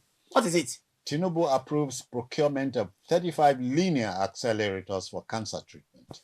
Well, this should stop what you call health tourism. Yeah. Yeah, we won't have to go abroad to get some things done if this is implemented very well. 2027, Cross River, Kogi introduced new campaign advert tariffs. I think adverts and the like, they are on the concurrent item of our constitution, where the federal has their own side, states also have their own side. So in this case, you can determine with leverage, or you can determine the price or price now of whoever is going to advertise in your state. Yeah. Okay, the picture story again I shared in the previous paper is there. The current Zenith Bank MD I thought you flanked by. I thought you go over with that headline. Okay. Yeah. Okay. The picture story is there. Nigeria, US hold fresh security talks amid concerns on fiscal transparency. Oh yes, Ribadu's been in the States, I think, for over 48 hours now, and as the NSA security advisor, is going to do this. And because gradually we are getting our mojo, if I use that word now, back on the international stage, then this is why we have such a meeting. Okay, picketing. Airpeace says unions will pay third-party compensation. Whenever I hear this, because as I said earlier, I've had to be involved with some flights during the year, and you imagine that some things are so shady in that sector that you wonder, why is this? For Airpeace should not be partisan. Let me not say more than this. They should not be partisan because there are some inklings, there are rumors that they are being partisan. Let me just stay at that place. All right, 2027. ADC reveals opposition's coalition plan to challenge Tinubu. Look. G100. Yes. They are thinking of one candidate. Well, all the best. Is that possible? Well, let's wait and see. Well, with politicians, nothing shall be possible. The Nation next. Security blanket on Osun to enable violence-free election. Again, now I'm just blanking out on Osun. Let me just go. Let me give a kind of rhyme. I don't understand why they see their hands into for politics. No wonder EFCC is after them. Assembly plant to produce 4,000 tractor units annually. Good. I think we had signed a MOU with Brazil, so they will be coming around, and some other countries like that. Yeah. We lost 2 billion naira to unions' disruption of flights, says Airpeace. Airpeace, go about your business, but don't be partisan. Simple. Nigeria exceeds OPEC quota in 3 consecutive months. We just talked about it. Yeah, I think it tallies with one of the tablets we just brought not so long ago. This is good. 1.5 million barrels per day is not bad at all. That's why maybe we've exceeded what they have in mind, really. Stock market fixes deadline for transaction deals. The reader wants to do more of reading there. Yeah. US-Nigeria working group meets in Washington. Yes. I think, I want to link it with the Ribadu travel as well. Yeah. Lagos banks on food hubs to feed 25 million, even as federal government equips 239,000 youths with skills. I go with the second one. We should not be giving fish all the time. Let us learn how to fish as well. All right. Vanguard. Bulky paper for today. Nigeria fails fiscal transparency test for second year, US report. Wow, that's what is right there? Budget figures don't add up. Audit office not independent. Yeah, according to the State Department. It gets clearer now. I mean, if we are still operating the 2024-25 budget concurrently, the 2026 budget has not even taken off. So it is a reason why we have this headline here. CBN reverses OMO restriction, opens market to local investors. Simply because there is a kind of lopsidedness. It seems dominated by foreign investors, and that's what they want to curb. US, Nigeria hold fresh security talks in Washington. That's why Ribadu is there, yeah. All right, Jingir, you remember, no regrets supporting Muslim tickets. Sheikh Jingir, you want to be very circumspect. You want to be very careful, not flippant. We can't throw Nigeria under the bus. We can't set Nigeria on fire. Please, please, and please. Thank you. Do you know where this started from? You remember Onaya Khan's interview? I know. So he provoked this. No, for real, but 2 wrongs don't make it right. No. The cynic said, if 2 wrongs don't make it right, try 3. Now you are sounding like reciting Richard Nixon. Oh, come on. Rate of surrenders by terrorists rise 213% in 1 week. Thumbs up. 13%. 2 thumbs up to the Nigerian military. You are doing a very good job, and may you get the rub of the green the more. Amen, I say. Food production. Federal government firm unveil policies target tractor assembly plant. The other tabloid, I think the Nation made it as in clearer. 4,000 tractor units annually. So I think it's just a tale of what we had said earlier. Oil output declines to 1.67 million barrels per day. Well, as we said earlier, our quota is within that range. So whatever it is. Inciting comments. Police grilled Father Ansi for 2 hours. Rightfully, inevitably so. The statement he made was just too toxic. Too toxic, especially this time. But Father Ansi had raised a concern over alleged killing of 12 persons in Elisha. Look, at the risk of sounding maybe partisan or maybe on one side, yes, they've all been wrong. That's why I say, oh, shoot, please, let the election just come and even go. Everyone will not for sure, I know. NATI reports EFCC recovers 111.5 billion naira debt for NDDC, clears 19 oil companies. Broke that, so we can always move on. New army battalion takes off in Kwara. Yeah, you know, the 4 new ones. 4 new ones. I think Ilorin is one of them. We have Benin Ilorin, City, Taraba, that's and Benue. Yeah. And foreign aid bill sparks fury as rights group fear crackdown on civil society. Nigerian Tribune, the lead story, Osun Pool. Soldiers, police, and NSCDC, EFCC flood state. Now waiting.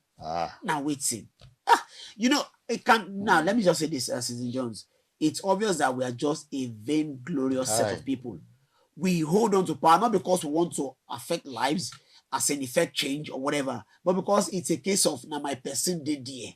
That is why we have all these bickeries and bitterness and brickbats every time elections come around. Remember that statement by the British man, I've forgotten his name. He said, power corrupts. Lord Acton, yeah. Power corrupts, absolutely. But power corrupts, for me, power corrupts. The fear of losing power corrupts. I think we're going to describe that somewhere. You've been saying this for some time now. Okay. Is it? Picketing. Air Peace loses over 2 billion naira, says unions action disregard extant laws and FHC judgment. Well, as I said, Kiamu should tidy whatever is going on out here. And don't be surprised. Let me say this. And you are taking time to listen to us and watching there. You know, there was a scene not so long ago. Peter Obi was detained somehow. Something happened at the airport. He was said that he parked wrongly. At where he should not park his car.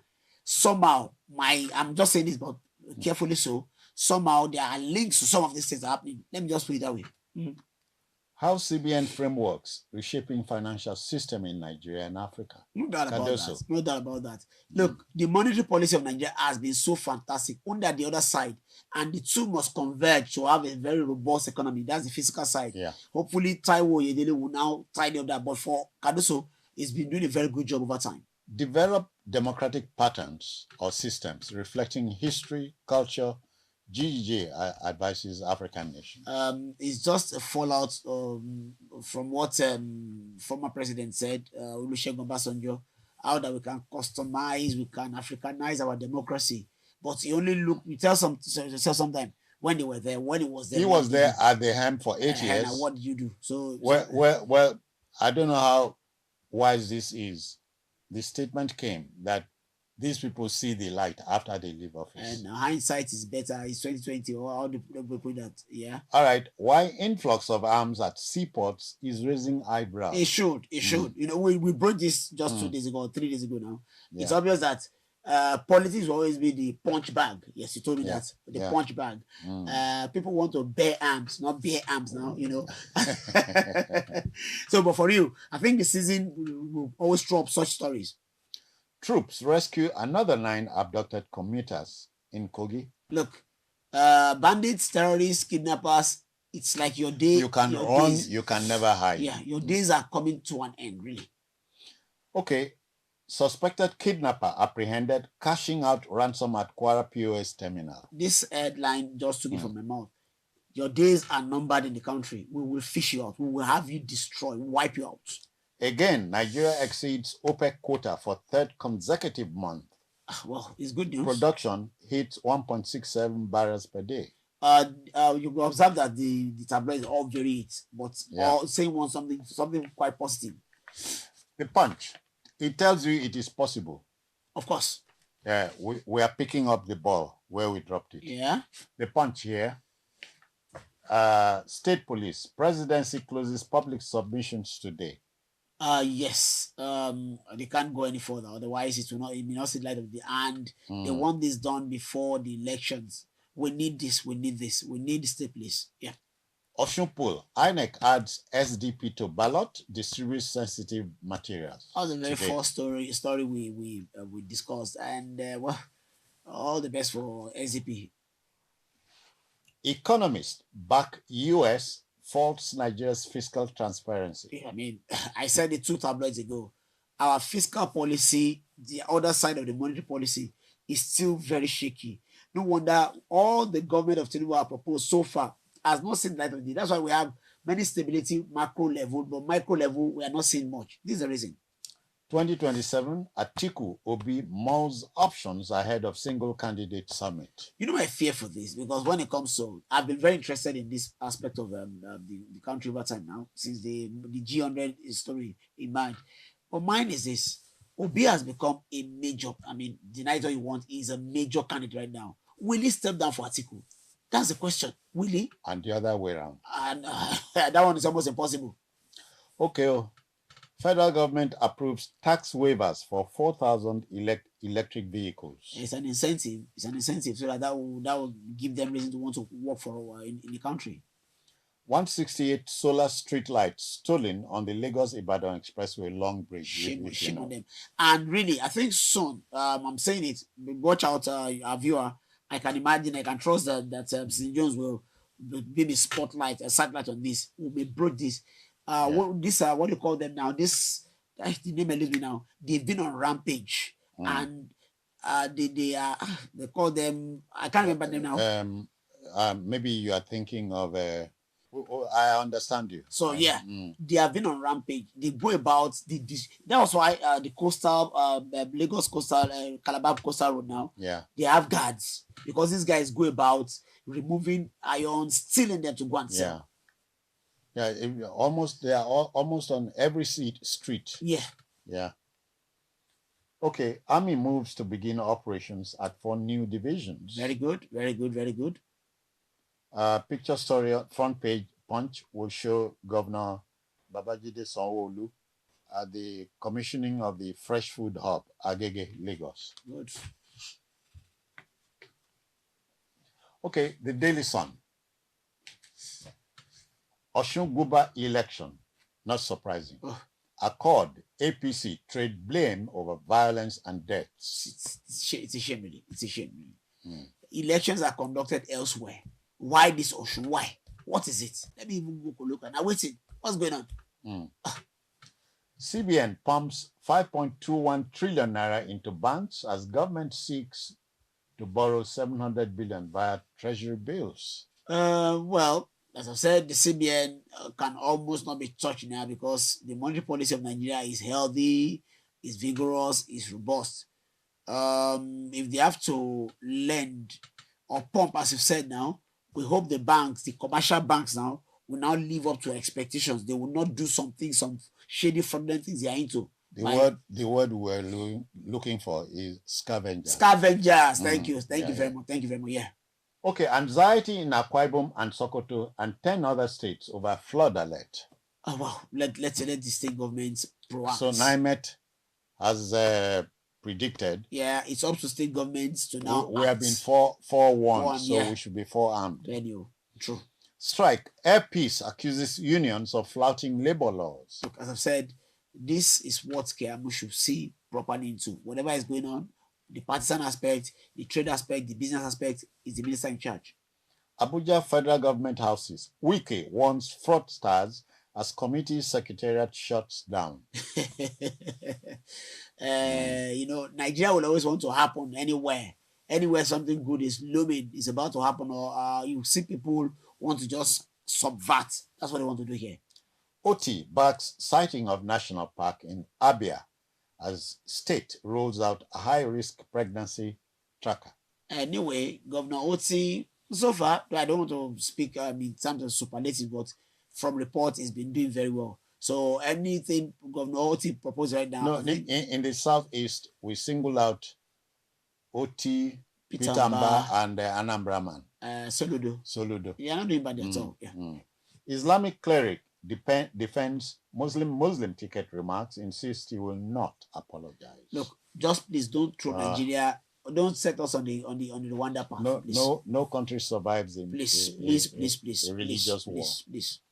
Two pictures on the front page of the Daily Sun. The one shows Mr. President Bola Tinubu and the Minister of Livestock Development, Idi Mukhtar Meha in Abuja. And the other picture shows the current MD of Zenith Bank. I'm talking about Dame Adora Umeoji, flanked by the Canadian High Commissioner to Nigeria and the Deputy High Commissioner. Okay, next paper, Daily Trust. The lead story. Tension heightens 48 hours to Osun election. Again, you can see the different spin, different angles to what's going to happen in Osun. Tension heightens, which is true.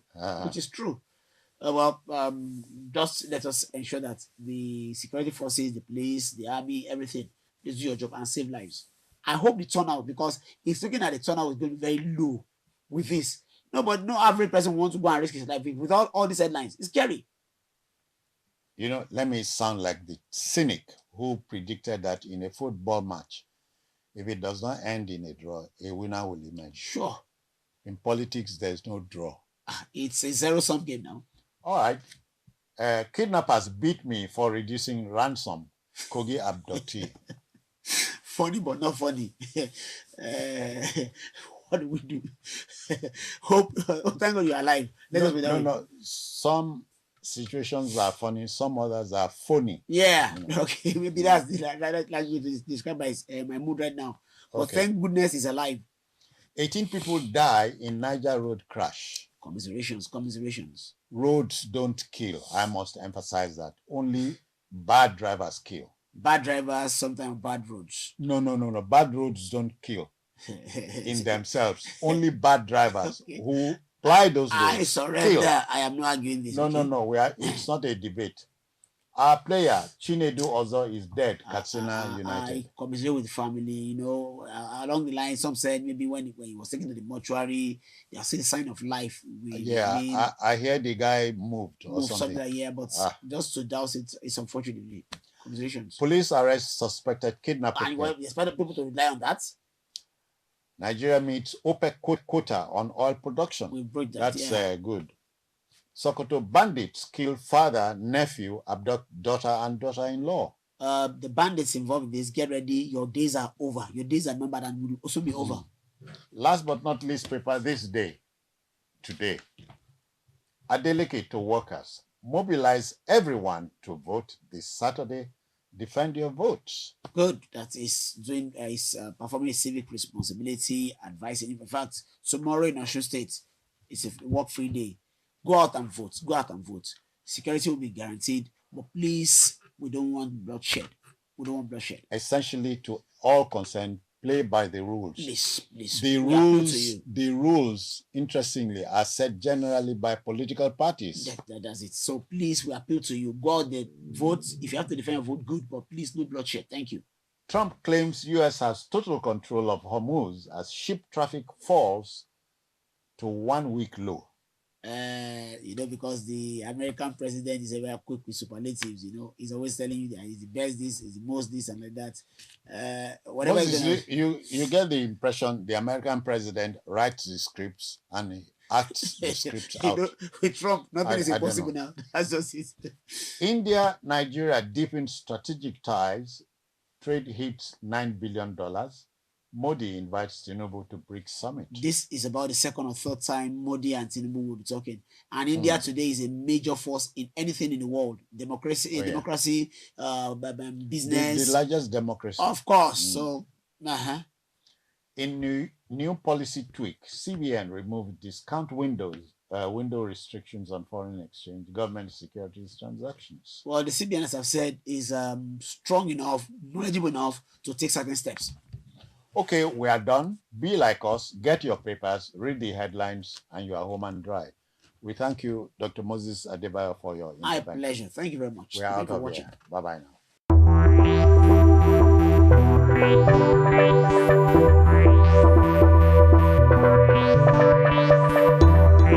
We are seeing insecurity, and you are saying no. We are suffering poor people. Some say they will go to court. I said no problem. Court cannot stop me from fighting insecurity. You can imagine what happens. Sometimes you are looking for people who are kidnappers. No address. You don't know where they are. You can't even locate them. Part of security concern now, you see some buildings 20 years ago, uncompleted. They go there and take a refuge. You'll be looking for them. Security men will be looking for them. So when we had security council meeting, the report came as, look, part of the problem we have seen is the uncompleted buildings where they take refuge. Now what did we do? It's okay. We will announce that go and clean up the area, else we'll bring it down. But we can't allow it. It's not possible. There's no amount of grammar you will speak. We're talking about saving of life and property. And we cannot, because of life saving, you put it for criminals to take over. No, we won't allow. Thank you, sir. Because this will scarcity in Abuja. That, companies or people, particularly investors who are desirous of investing in hospitals. And they said the reason is this. Many people have been. Now what they do is that they don't have existing hospitals. They are not ready to build. These allottees are hawking the lands for billions of naira to those who have the means to establish those hospitals. You see, that's one thing. Is there a way of... Excuse me. Who were hospitals? No, by who? By government. Yes. So when people sit down and say, oh, this is hospital land.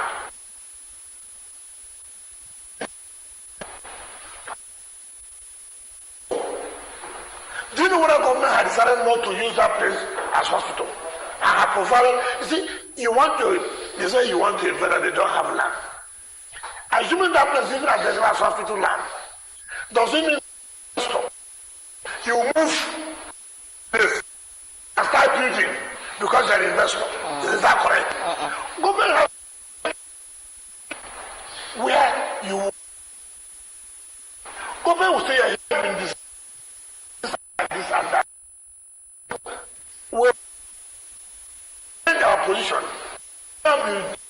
We do it in the other side. Investors, you want to invest, come to this area. The areas that have been earmarked before as what do you call it, better grants. But government has moved it out. So now it's no longer necessary in this place. We'll do it so.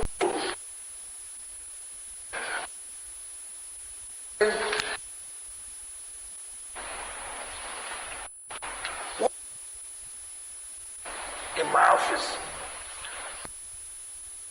Again, it's the system. I have drivers. Correct. You get a fight. And you ask yourself, must you fight in everything? So you just don't lose focus. There are things you should be focused on. So that I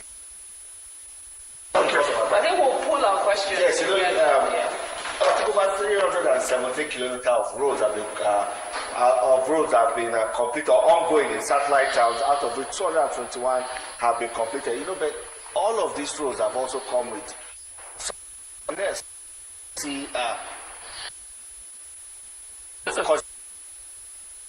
sometimes carting even against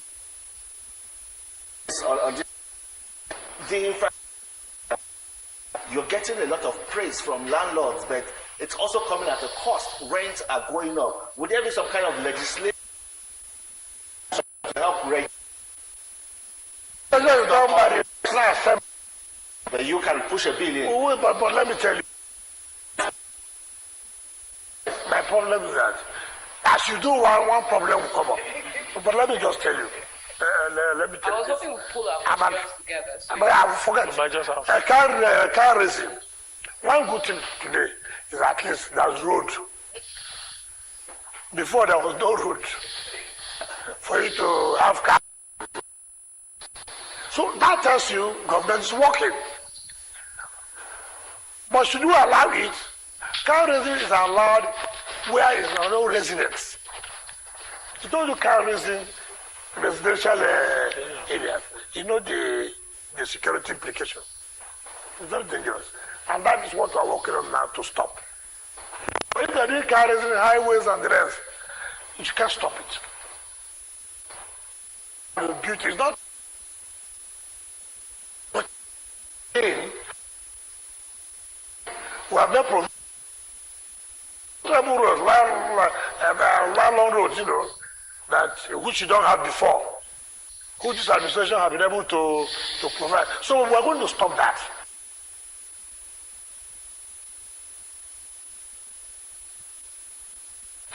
Then you talk about the rising rents. Assuming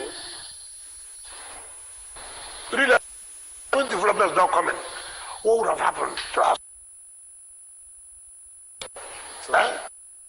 How would it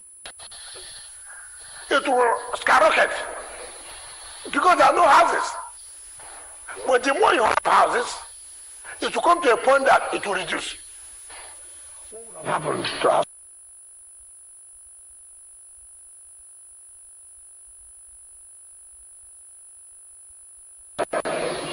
Because there are no houses. But the more you have houses, it will come to a point that it will reduce. That is the truth of the matter. No, it does. Let me tell you why you think so. Now, by opening up all the areas, go and see development will be moving. And that will crash the rent in the city. would there be a timeline? Why do you want everything one day? Because it's a lot. That's also how adversaries go. Nobody has talked about that. Nobody has talked about that and increase the advert.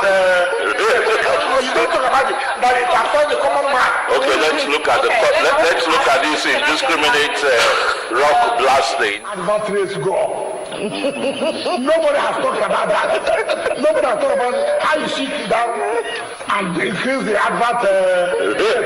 You don't talk about it, but it affects the common man. Okay, let's look at let's look at this indiscriminate rock blasting in the FCT. It's causing a lot. I don't know what to call indiscriminate. You see, you have to talk with facts.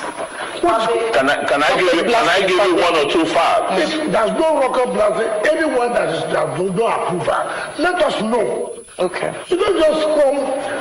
I mean, omnibus or rocket blasting. So all the blastings in FCT you've approved. So what I'm trying to say, first of all, by the time that Gilmore was working, I remember a senator called me, sir, that his house is shaking. I said, well, because of your house now the road will not be done. It's a rocky place. And the rock has been planted for the road to pass. That's a public use. I said, you dilute. Do you understand me? Sometimes we don't take into cognizance about tomorrow's development. Because the development hasn't come as I started building. Not knowing that roads will pass them in the master plan. So all we did was to call the company and the senator assistant want to find solution. And the company agreed to do in such a way that it should not affect the structural. But it will be difficult for me to stop that kind of construction where everybody will benefit simply because you as an individual is affected.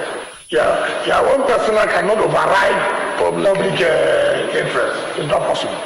Let me just quickly chip in. Well, something I just forgot, but the one that is consistent is the report I saw that almost 400 civil servants were promoted after like a long time. 4,000, I think, not 400, are promoted after a long time. Well, how long was that? I don't know the specific. But what they're asking for is the arrears. Where I'm going with it, it's a good thing. And the plan, from what I read, is that this will continue. So the question I'm going to ask is, what are further plans for civil servants going forward? The promotion arrears. That's the issue. Has been the promotion arrears that hasn't been paid in full.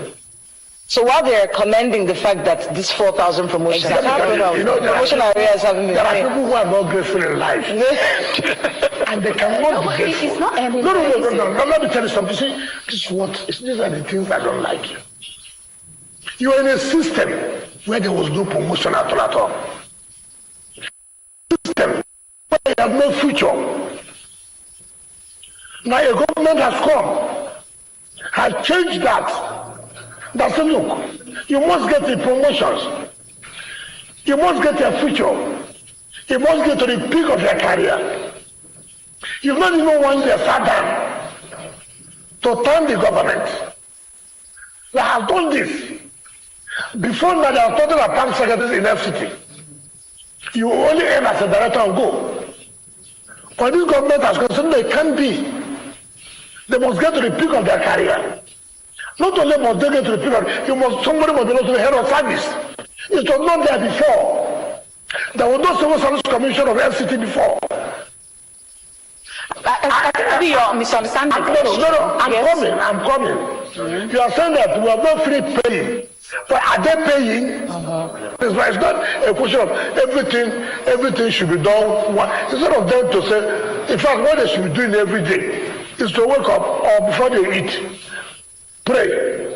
God, give this government the wisdom, not to continue doing what we want as well as they are doing. That's the question we are asking you. It's not a complaint, I think. No, there is a complaint. There is a complaint. Yes. Yes. So what you're saying is to be a continuous thing. When once the time for promotion, when once available, you'll be promoted. Let me tell you, people think that, you see, you can't know because if there are no vacancies of directors, you understand me? You promote everybody to director. It's not done. Mm-hmm. It's not like in teaching profession. If there's no vacancy, you can't. I know it will come. I don't know, sir. You described yourself as someone who. That's the last question. So you describe yourself as someone who prefers results over rhetoric, and the presidential election is in just a few months' time. Yeah. Why do you think Nigerians should trust your principle? Oh my God! Very simple. Very simple. See, for me, why I don't like rhetorics. When something starts getting bad, you get a situation that is worse. And when it gets worse, it gets time for you to cure, for you to heal. We have forgotten when we were criticizing previous governments. When Jonathan wanted to go for secretary, what happened? What led to why people said they will not vote? What happened? People gave excuses that day. When what was the name? Buhari came. People were saying, where are we heading to? Problems have been compounded. Now somebody has come. When that's why I gave the situation that when things start building worse to the worst situation.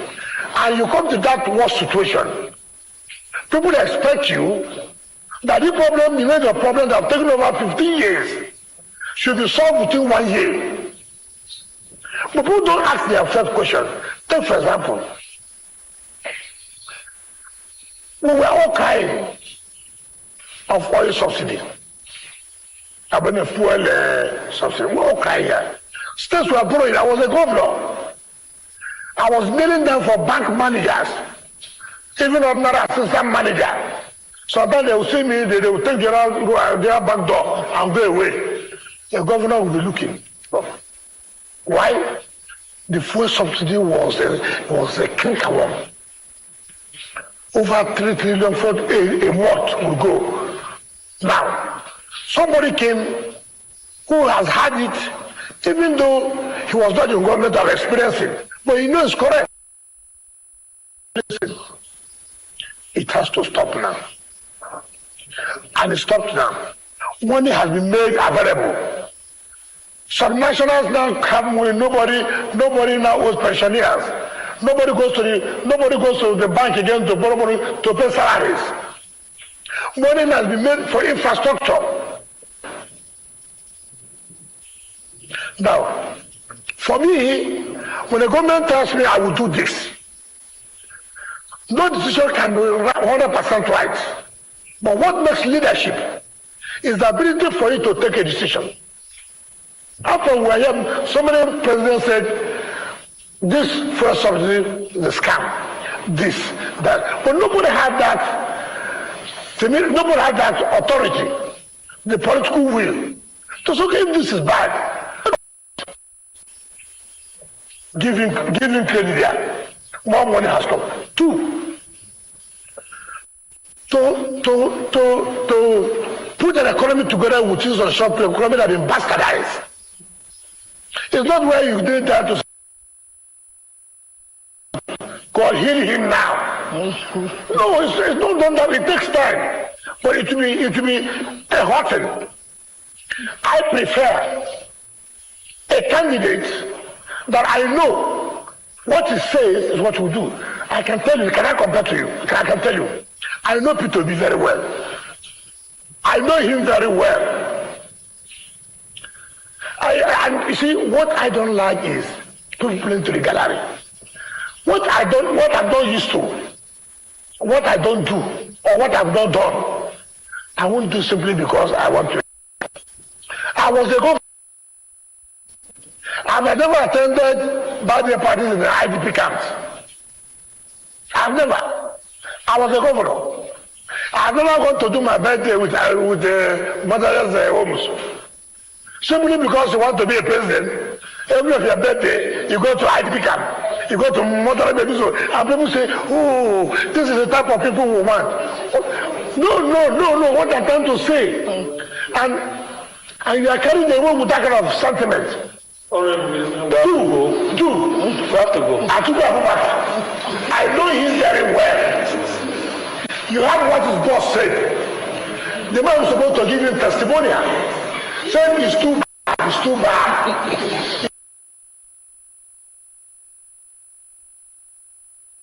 Boss said, look, you're not supposed to. Look, don't Nigerians be careful, don't near there. Your boss says so. What other testimony do you want? All right. So this is a man, this is a president. Yes, I've not done everything. No, it's not possible. Within 3 years, but you can see the difference. Yes, it's hotting. All right. They know where. So it's not about people who come to. What I've watched people do, channels, arrests. I don't know people whom you call. I begin to ask them about Nigeria. I laugh. I told them what to say. Who is this man? All right. What does he know about Nigeria? I see somebody talking about politics every day. Talking about people. This is a man who ran presidential as presidential aspirant from Edo. Zero. It's a man that even will call to comment politically. Thank you so much for that. Thank you, sir. That's why this is the only thing we have now. We can use. I'm sure we will have ample time to talk more about it in subsequent editions of this program. For today, we are on top of the hour, so we have to go. Thank you so much, Honorable Minister. I just want to hear their problem. Yeah. you so.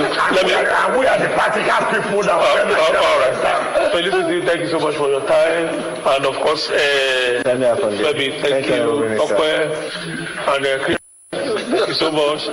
Kela, thank you for your time too. Thank you, Honorable Minister. We'll see you again very soon. Thank you very much. All right, that's the end of today's edition of